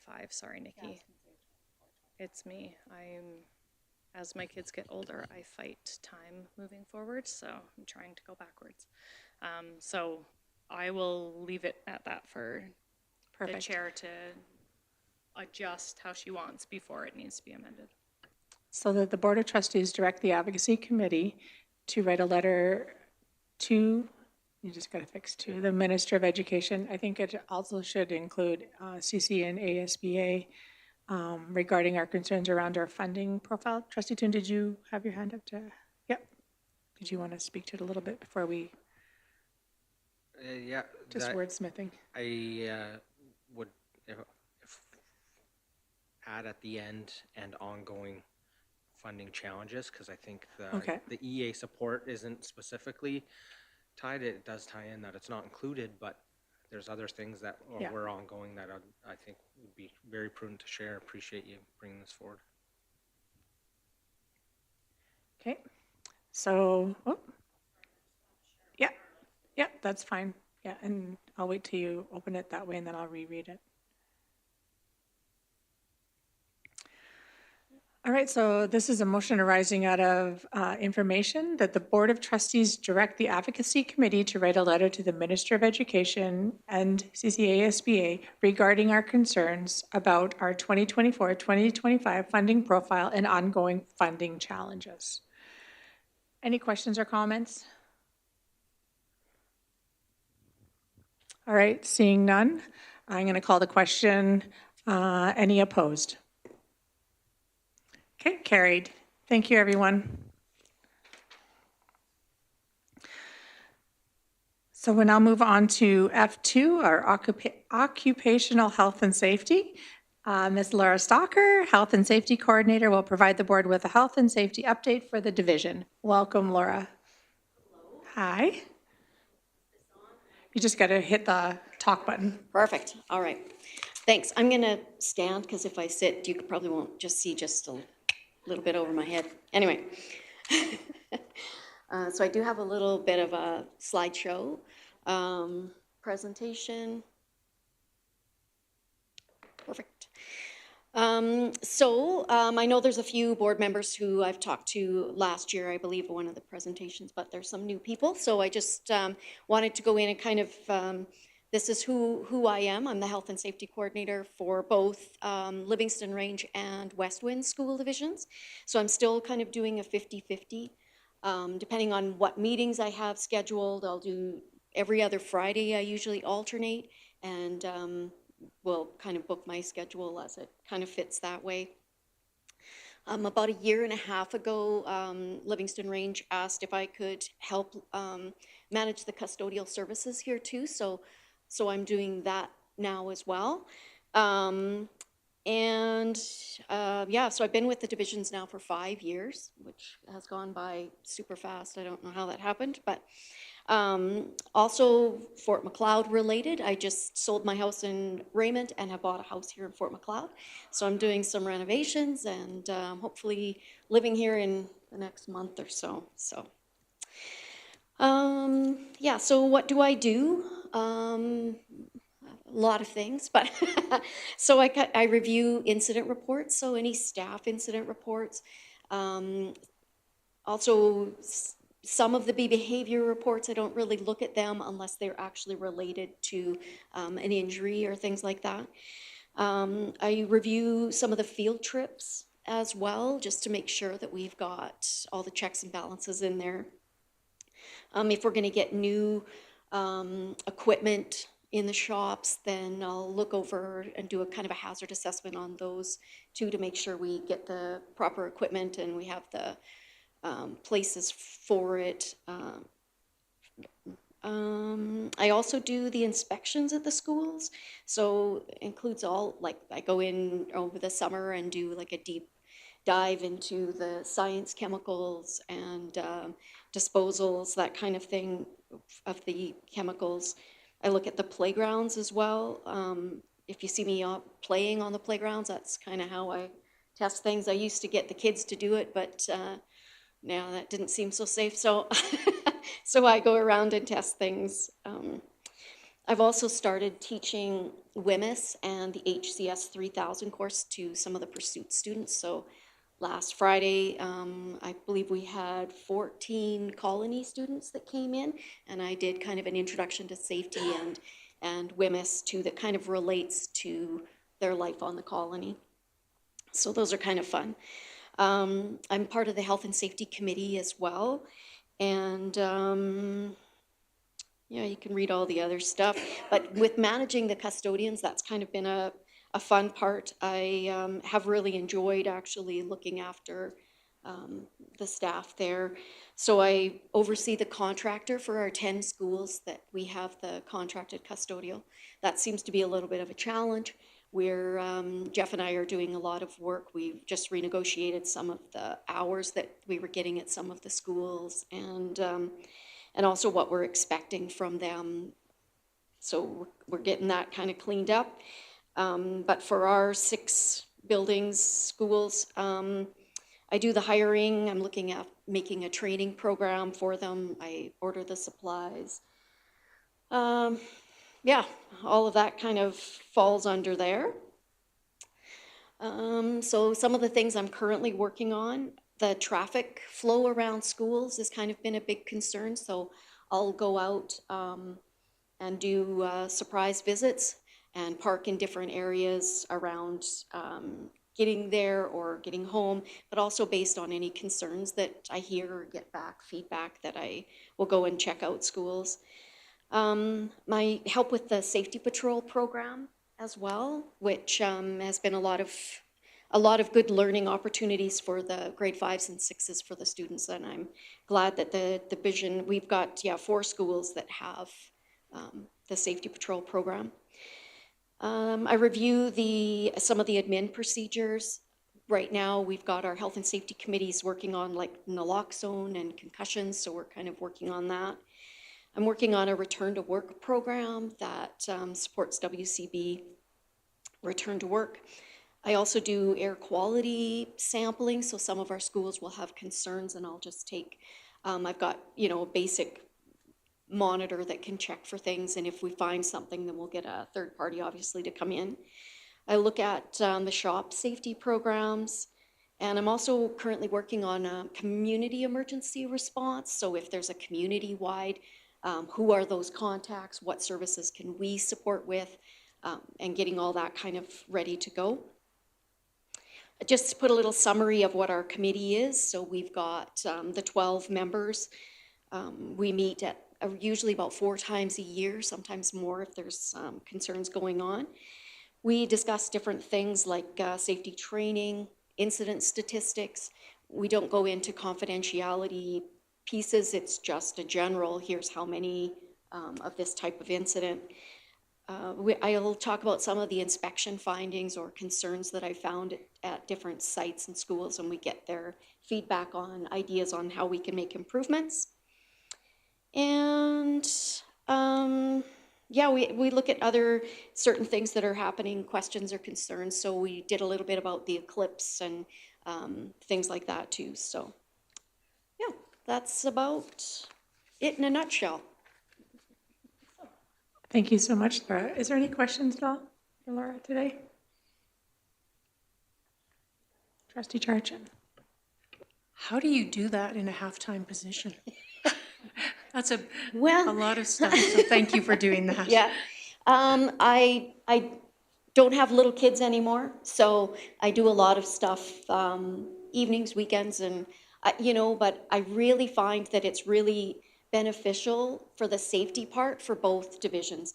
What I learned from one, I can use at the other, and it's really good that way. The custodial piece was a lot the first year trying to get things going, but it's kind of slowed down and things have gotten a lot better. So, yeah, I just do what I can. I wish I could do more, but that's just, we're always kind of putting out the fires. I'd like to be a little bit more proactive, and I try to put some proactive pieces in there as I can, so, thanks. Thank you for taking care of us. No problem. Thank you so much, Laura, for joining us today. Trustee Toon, Trustee Poitras? At each of the schools, do you have someone who you're in contact with, and then when you're not there, they're kind of the one who people go to and they stay in communication with you? Yes, yeah, we call them the site contacts, Okay. and so that's how we get information back and forth. Custodial-wise, what I've made is like a QR code, so it's all anonymous. Parents, staff, students, whoever can go and scan that QR code with their phones and say, this room needs some extra services, and then it just comes to me and I just get a hold of the custodians. It seemed like there was a lot of gray area, and, you know, people felt that they didn't want to come out and say something. So yeah, so I've just made it kind of more electronic, and it's helped that part for sure. That's been a big improvement. Okay, Yeah. thank you. Trustee Toon? Thank you. Appreciate the various work that you do and the great experience that you bring to our division. I know that was something that was, when you first came on, was severely lacking that experience side of things, and was a challenge to try and get that. Has there been any discussion so far with the Nanton and the new schools and talking about the traffic and the impact that would be, or from the playground side of things, talking about I haven't been involved in any of those discussions as of yet. We did have some concerns a couple of years ago with where the buses were parking, and I think that that's gotten better, but that was a couple of years ago, so that we had those. Thanks. Yep. Any other questions? Awesome. Thank you so much for joining us today, Laura. Thanks. Have a good day.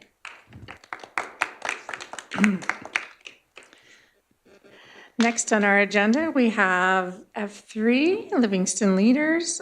Teacher advisor Alyssa Fisher will present to the Board of Trustees regarding Livingstone Leaders. Every student can make a difference every day, reflecting on the year and sharing their successes, challenges, growth, looking towards the future and how they want to do more. Do we have a couple students who have joined us on the Livingstone Leaders? Okay, so we'll just put a pause in that, and so until Alyssa shows up. And so we will move on to F4, which is our Nanton update. The Nanton School Advisory Chair will update the Board of Trustees on the Nanton schools. Thank you. Appreciate the ability we had to meet with as a committee since our last board meeting. Some of the discussion was around continuing the work towards decanting, and also getting an update on where the drawings are at currently and the preparation work that's been going along with that. It's a little challenging not having our expert for those meetings here, Jeff. He does so much to work with those projects, but really appreciate the work that he does with that. But I don't know if there's any questions or anything else that anybody wanted to bring up with that, but everything's just moving along, and it's great to see the work move. Trustee Poitras? I just wondered, after those meetings, there's usually communication that goes out to the schools and the public. Is there going to be communication after this meeting, or is it kind of like nothing's changed, status quo? So I don't believe that there was any update, but I can check and see and get back to the board on that, because yeah, there wasn't anything I think that required. There's still the information and the timeline and progress and stuff is still being updated on the divisional website, but it's a great question. I can check into that. Thank you, Trustee Toon. Any other questions? Okay, I think, are we good with Livingstone Leaders now to present? Nope, not yet. Okay, we will do F5, our Granum update from Trustee Charchin. Sure, thank you.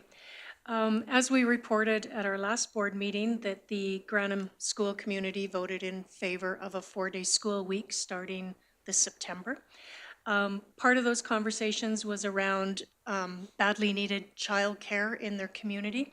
And I would like to very sincerely thank Superintendent Seguin and his team for making that happen. Working with the Granham School Council, they have selected the Little Leaders Learn and Play to operate a child program on site at the Granham School. Of course, this is all pending provincial licensing. Yeah, so thank you very much for that. Another piece related to Granham is that Carly has been in contact with Mr. Bonnet and talking about how to start sharing that information and advertising. And so for registration to begin shortly, so watch for that. And the last piece is that, sorry, that's not for us, that the hiring of the Granham principal process is moving forward, and more information regarding that should be coming soon. Perfect. Thank you, Trustee Charchin. Was there any questions for Kathy? Trustee Poitras? You said that like, no. So I know that childcare is an issue in Alberta right now, especially in rural Alberta. And when I know that some people in Fort Macleod, maybe Claire some as well, have heard that Little Leaders will have this center and that they may be interested in getting their kids on the wait list. I'm wondering if there is a process in place where Granham families will be given that priority, or has that been discussed, or is that completely up to Little Leaders and that's not anywhere that we have a place to say that? Yeah, maybe Superintendent, whoever. Yeah, I'll just add, I mean, our responsibility, or what we committed to do, was to contact the providers and service providers and see if they would be interested. And so we've done that, and then it's really now up to that service provider. But I know that they have been in contact with the school community for sure and are working very closely there. So I can't imagine that that would be an issue, but there seems to be lots of interest right now, which is really exciting. And but I'm sure that those families that are living in Granham would certainly get priority to have their kids registered and attend. Thank you. Thank you, Trustee Charchin. A communication document went home to the families on April 18th, which was Thursday or Friday or last week, indicating, and it's available on our website, so for anybody that wants more information, please go there, indicating that the Granham residents of Granham families will begin registration on May 1st, and then on June 1st it will open up after that point. Thank you. Any other questions? Perfect. Thank you so much for the update, Trustee Charchin. Are we ready for Livingstone Leaders? Okay, we can just take a, yeah, so we just have a few minutes, so we'll just pause for a little bit and then we'll join back at 11:30. So hopefully by then. Thank you.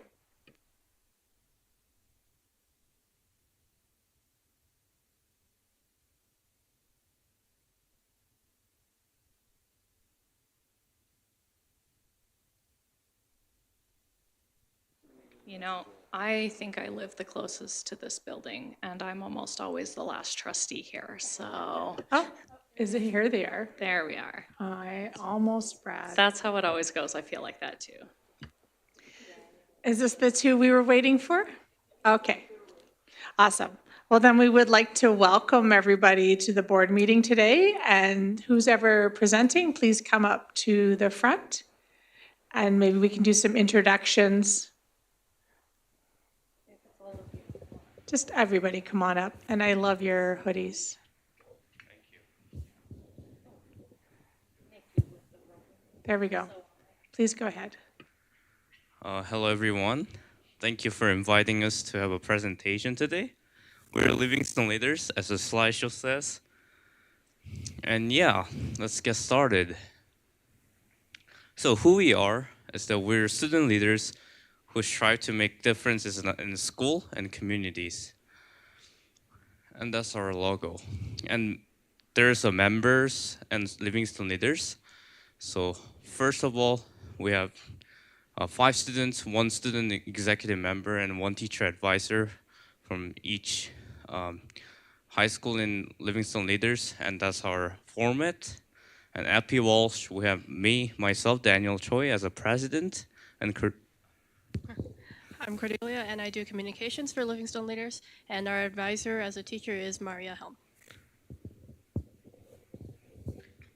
I'm Castellino from WCCHS. I'm the vice president, and I have.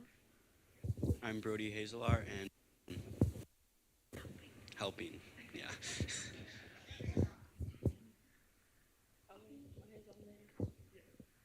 Okay, next. Okay, I'm Grace, and I'm the student representative. And I'm Nadine Hamilton, and I'm the treasurer.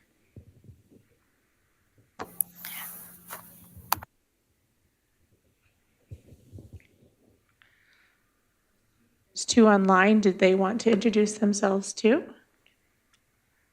Yes, if they're listening, could Maya and Jennifer and Jordan, could you introduce yourself? Yeah, hello. My name's Jennifer. I'm a student at JT Foster, and I chair the responsibility of secretary with Jordan Wilkinson, who sadly could not make it to this meeting, and our advisor is Beverly McNutt. Perfect. Hi, I'm Mia. I'm from Metropolitan High School, and our advisor is Miss Ashton Duncan. Thank you, Mia and Jennifer. So now we're gonna go over our purpose and our vision.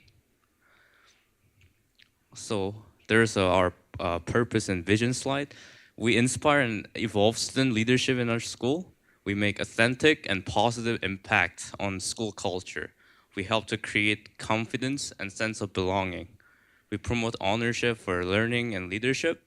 We empower students to create supportive and safe school environment. We enhance school spirit and culture. We build leadership capacity, and we capture and honor student voices. So this is what we're standing for and what we have been working on. So these are pictures from our first meeting this year. It was our first in-person one. And at this meeting, we got to see how FP Walsh ran their student-led assemblies. And we took that information back to our own schools. And I know at CCHS, we definitely, it had an impact on us and how we capture student voices and show them to the school.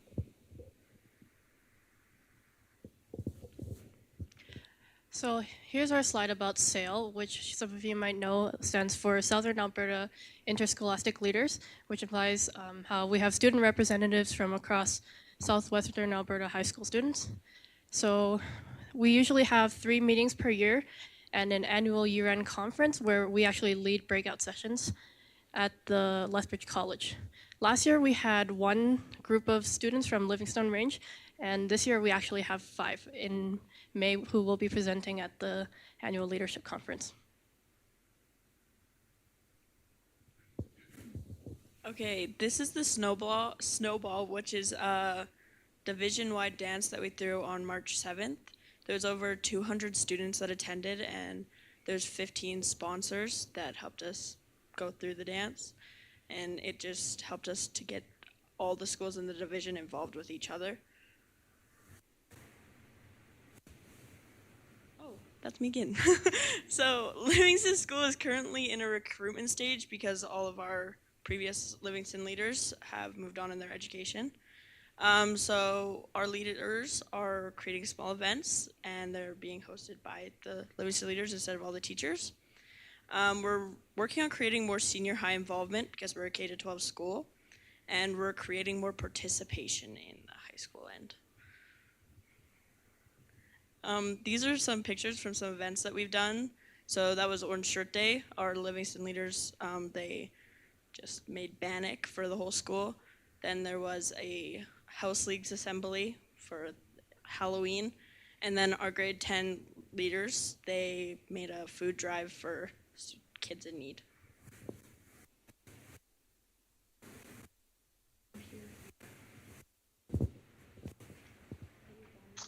So this year at Matthew Halton, we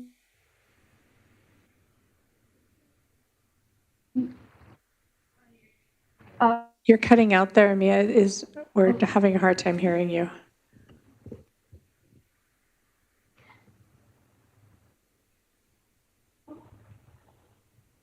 sorry, is it better now? I can hear you right now. Let's try again. So this year at Matthew Halton, we greatly increased our leadership involvement. There we go. Halton, we have greatly increased our leadership. Thanks to leaders. We created a new student-run Instagram account because we lost access to our last one. This year, we focused a lot on the variety of events that we have around the school in order to increase student involvement. Some examples of this, as well as highlights from this year, include our Christmas store decorating competition, some assemblies, which includes a pie throwing competition, a Mario Kart tournament, and our new student-run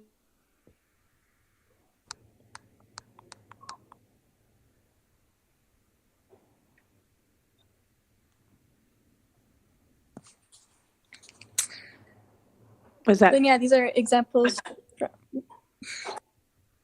Oh, sorry, go ahead. Sorry. There's some, the top left is our Christmas store decorating. And then we have some fun from our assemblies in there. And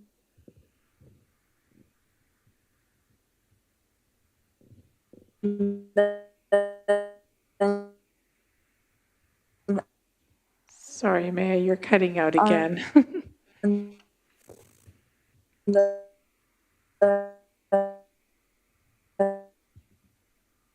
If it's okay, Maya, because we can't hear you, we might just move on to the next one. Sorry about that, but thank you for sharing with us online. Alrighty, JT Foster is a school with a small but really great group of students, and we work towards having a lot of fun, promoting inclusivity and student voice, as well as creating new traditions. Some of the most impactful events we've organized this year include a ton of bake sales, the Christmas Advent calendar, and under this, community kindness was one of the days in the Advent calendar. It was a big event, and it allowed students to get out in the community and do good for everyone, as well as the snowball, which we helped, I guess, organize. Spirit Week, which was this last week, and it's our first Spirit Week we've had in a bit, and it was really fun to see all the students dress up, and it was a great way to kick off Relay for Life. And then an upcoming event that we have is Relay for Life. It's an event that we're currently working on, and it'll be JT Foster's 6th year doing this event. And if you don't know what it is, it's an event that raises money for the Canadian Cancer Society. And it's really rewarding to organize and see play out. These are some of photos of what we've done this year. The top left photo is this photo of the student leadership board for the Christmas Advent calendar. The bottom middle photo is a picture of our most recent assembly. We did an activity with a shirt and a line of people. It was really funny to watch. The bottom left is a photo of our Valentine's Day box social. We got an auctioneer to auction off meals to students. It was a big hit. And the photo on the right is a poster we made currently for Spirit Week. Thank you. Now we're going to present about Epi Walsh. So we have 30 student leadership members, and 5 of them are Livingstone leaders. This year, we specifically focus on growing our impact to the local community, to inclusivity and celebrate diversity we have in our school. And this is some highlights that we had this year. We had leadership planning evenings where in the first of, when the school started, we gathered around leadership team and made a calendar for the whole school year, which increased our student team working and collaboration. And we had custodian appreciation bouquet to celebrate and to give appreciation to the caretakers who look after students and the students during the school day and after school day. We have annual Shark Week competition, which is like students make teams for 6 members and they compete each other, which increase lots of student spirit and collaboration as well in the team. And we're the host of the snowball, so it took a lot for us to convince our admin and talk through every processes because we never had this kind of big of event. But yeah, we were successful in hosting snowball in our school. And we did Easter egg hunt with WA Day, which we actually made a proposal in town council funding proposal that we're gonna do it, and we're gonna reach our impact to outer community. So we hosted grade 5 from the WA Day, and we did the Easter egg hunt together. And we have also various student-led clubs created this year. We have newspaper club, and we're actually collaborating with the local gazette so that we're giving information to our town people what school events is going on. And we have something like music club going on, esports, and also service club. In the first picture, you can see our winning team for our annual Shark Week competition just before the Christmas break. In the second picture, you might recognize the room that we're in, and this is our town council proposal where we successfully got funding for our leadership team this year. The third photo is this is our original group at the newspaper club since the beginning of the year, and since then we've gotten more members. Then we have our Halloween costume contest, which is annually run by student leadership. Then this is actually a picture of our recent Easter egg hunt where we invited the grade 5s and they had a great time and they ate lots of chocolate. The last photo is a recent activity we did at the Kids First Family Center with Christina Mora. We've tried to do more volunteering in the community recently, and this is a cute little mock drive-in movie theater where they did cardboard cars and did a movie at the Kids Center. So at CCHS, we've been focused on promoting a fun and safe school environment. We've been in a bit of a recruitment period for the past year, trying to get more students to have a say and involvement within our school community. Some of the events we've done so far this year are a school dance, which turned out extremely successful, and a lot of people have been asking for more dances recently. A student-led spirit assembly, which turned out really well, and it boosted our school's spirit quite a bit. And then we also helped organize the snowball. And then recently, we just got confirmation that we're going to be doing an end-of-school barbecue.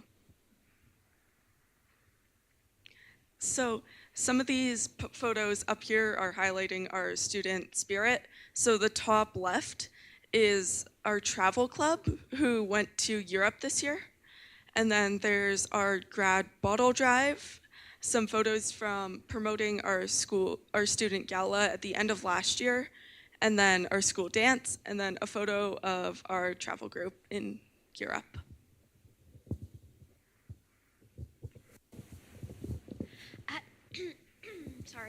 At WCCHS, we a dedicated group of senior high students that work together to build a sense of community.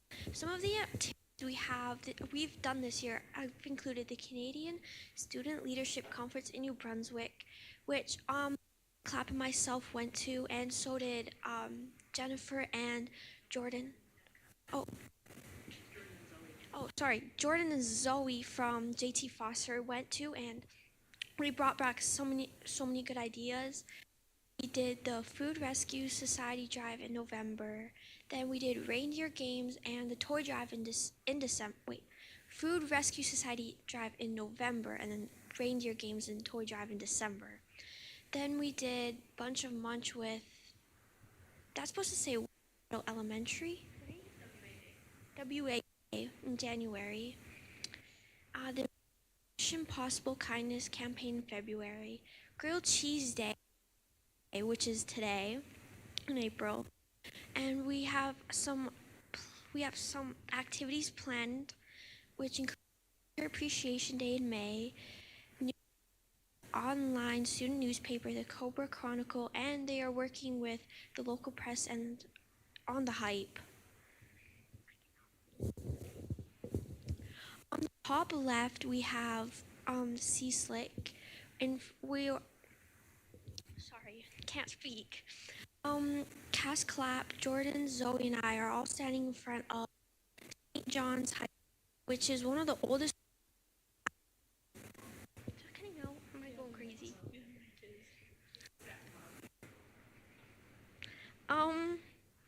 And then the next picture is also from Sea Slick, which is our relay for race we did on the very last night.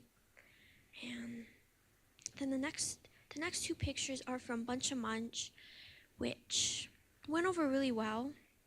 You want to talk more about that? So at Bunch of Munch, we put a bridge between our two schools, the elementary and our high school, and we're reading to the little kids at the elementary school for the morning. And we did a hot chocolate day on exam week, just to calm the nerves of the high schoolers taking exams.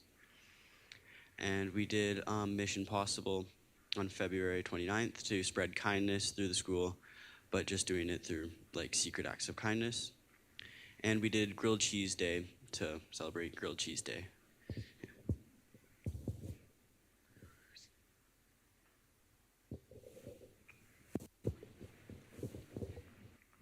So this is what we have for the future.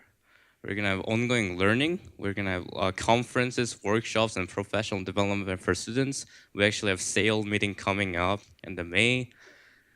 And we're gonna focus on engaging students. So more maybe in-person division-wide challenges and activities, just like we have in Snowball, which made a lot of differences for our students, and they're already asking for next year. Can we have it next year too? Something like that. And then building capacity. So we're gonna try to inspire future students and continue to add a strong leadership foundation. This is essential for us to have workshop and the conferences so that we can train our younger students to be more leaders in the future. So this year we actually have some new social media platforms for Livingstone leaders, which are student-led. So for the past 2 years, we've had our student-led Instagram account, which is called Livingstone Leaders.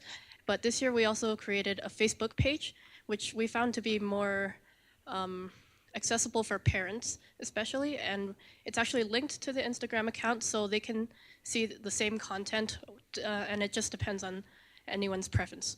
So then we also have a section on the LRSD website where we have student-written articles, montages, videos, photos to show some of our retreats and activities that we've planned. You can read about our retreats this year and last year. We also have the SAIL conference and the Snowball. And there should be also another article about the Snowball following up pretty soon. So thank you for all of your support and having us here today. Do you guys have any questions for us? First of all, I want to say thank you very much for coming to present to us today. And wow, you guys are doing phenomenal. I remember when I first came on the board, and we won't say how long ago that was, everything was led by administration and not by students. And so to see where you guys are now and just leading students through students is amazing. And it's exactly how Livingston leaders should be. So this is probably one of my favorite presentations, is when you guys come to talk to us about everything that's going on in Livingston Range. And we really appreciate all the hard work and dedication and look forward to seeing many more of these. Does anyone on the board have any questions or comments? Trustee Charchin? Congratulations to all of you. Many years ago, I was involved in student leadership with Willow Creek Composite, and we were not unified as a district like you guys are, which I think is brilliant. We did, however, find our way to work together to host a provincial student leadership conference in Pincher Creek. I don't even want to say, well, I'll tell you how long ago it was. We met Justin Bieber in the hotel room in Pincher Creek. I can't remember if he sang, presented at that conference, or he just happened to be there. Anyway, he was a young man with his mother, so it was quite a few years ago. So we never thought we would be able to do that, but we did, even though we were not unified. So you guys are doing great work and keep thinking bigger. It's exciting. Thank you. Thank you very much. Trustee Toon? Thank you. Yeah, you guys do an amazing job, especially bringing in events that can get students from across the jurisdiction. So kudos to you guys doing that. Just a question for maybe you students in the room here. How did you end up coming to Livingston Leaders? Were you nominated by your student council, or was it your advisors that helped you get here? That's a very good question. So every school is actually a bit different on how they elect their Livingstone leaders. So some schools are a bit smaller, so the ones that are interested, they automatically get a spot and they just have to show their commitment throughout the year. Our school at FB Walsh, we're a little bit of a bigger school, and we try to pick the older ones, but divided by grade, so that everyone gets an opportunity and we have equal representation. And the executive roles, those are also chosen by most commitment and most willingness to commit to leadership throughout the division and bring back new ideas. And this is usually discussed by our teacher advisors. Trustee Yeages? Thank you very much for coming and for your presentation. I am really happy to see this evolution of your of this. I was part of the board when I guess when we started, or very close to it, and just to see how, as Trustee Hodges said, Chair Hodges said, just to see how it came from leading by the administration to you leading it now. And it's really good to see. And I know you do such wonderful things within your school, and also getting the spirit, getting people really involved with it. So thank you very much. Any other? Oh, Trustee Poitras and then Trustee Long. All of us. So yeah, again, like everyone said, I really appreciate you guys. I know that at parent councils and things, a lot of what we hear about is what you guys are doing. You are students, you know what students are into. We appreciate you making a Facebook page for the moms and dads, but you're very in tune, and our kids love the events that you guys are putting on. So I don't know if a couple of you would be willing to share, but leadership is a lot of work. You guys are in high school, you have a lot of work going on. Some of you do athletics, music, whatever. What is it that makes you want to join Livingston Leader and put in the extra time and effort to organize these for your school? What is it that you love about leadership that drives you to do this work? I feel like for me, I like contributing to our school environment because I know what it's like to have a school environment that could be a little bit more on the boring side. So bringing these events and stuff into our schools really helps boost school spirit and the want to come to school and attend these things. Me personally, I like the idea of kind of getting more involved in what's happening in our schools and the communities and things like that. And as one of the students that plays sports and stuff, it feels a lot better as a player when there's more people that come around and that know about what's happening. So kind of just brought me in through trying to get involved with everything. For me, it's probably not so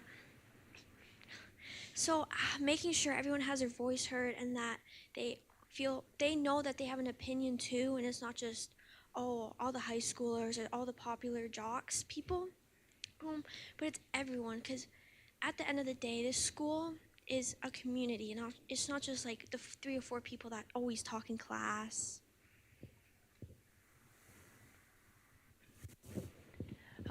I agree that the impact is really important on the students. And for example, the snowball we did this year, that was really important in engaging all the schools and connecting them together for once. And that was really important for our community too. We worked with local businesses and promoted them as well.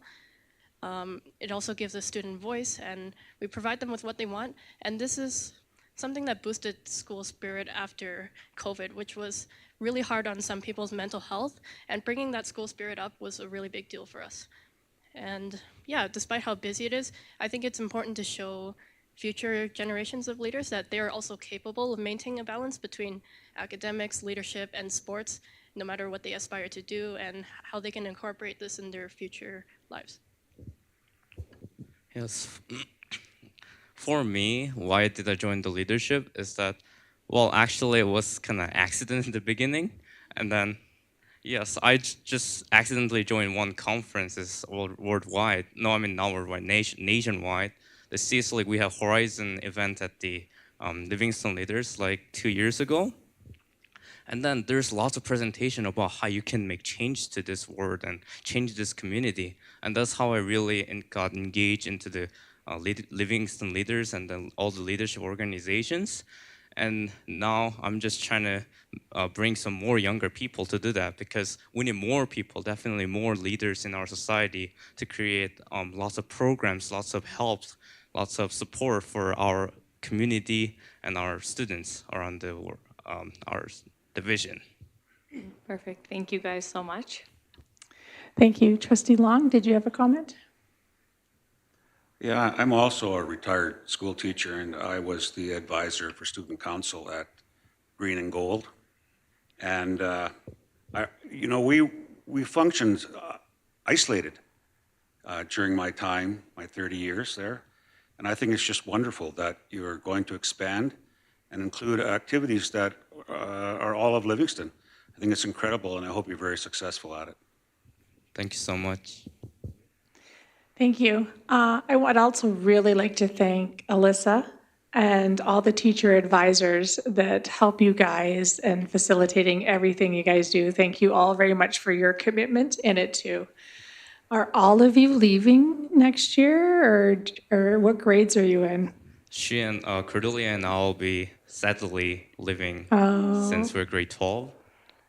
But I think they're all going to stay another year or two. Perfect. Possibly. Yeah, I'm going into grade 10 next year, so I'll be staying. Perfect. I'm in grade 10. I'm in grade 10.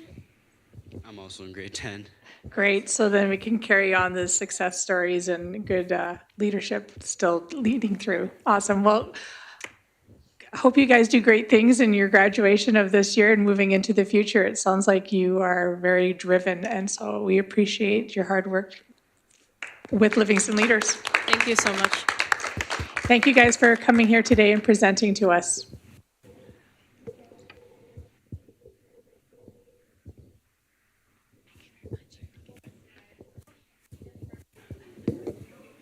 Yeah, don't forget your stuff.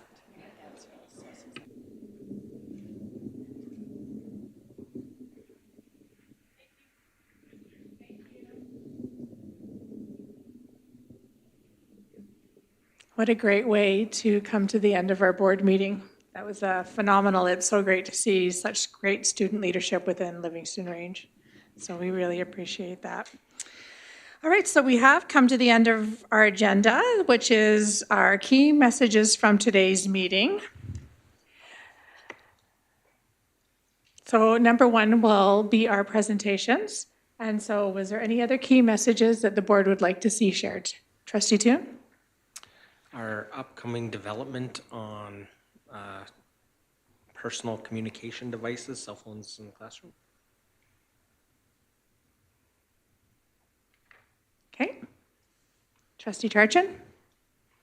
I wonder if this goes under our key messages and press release, but around our 4-day school week, developing the project scope and engagement, including, if we agree to that, including a reminder to check the website for information as it becomes available. Okay, yep, thank you. Anything else? Trustee Poitras? Yeah, I think Trustee Charchin said maybe have that one as a press release as well, which I think would be important.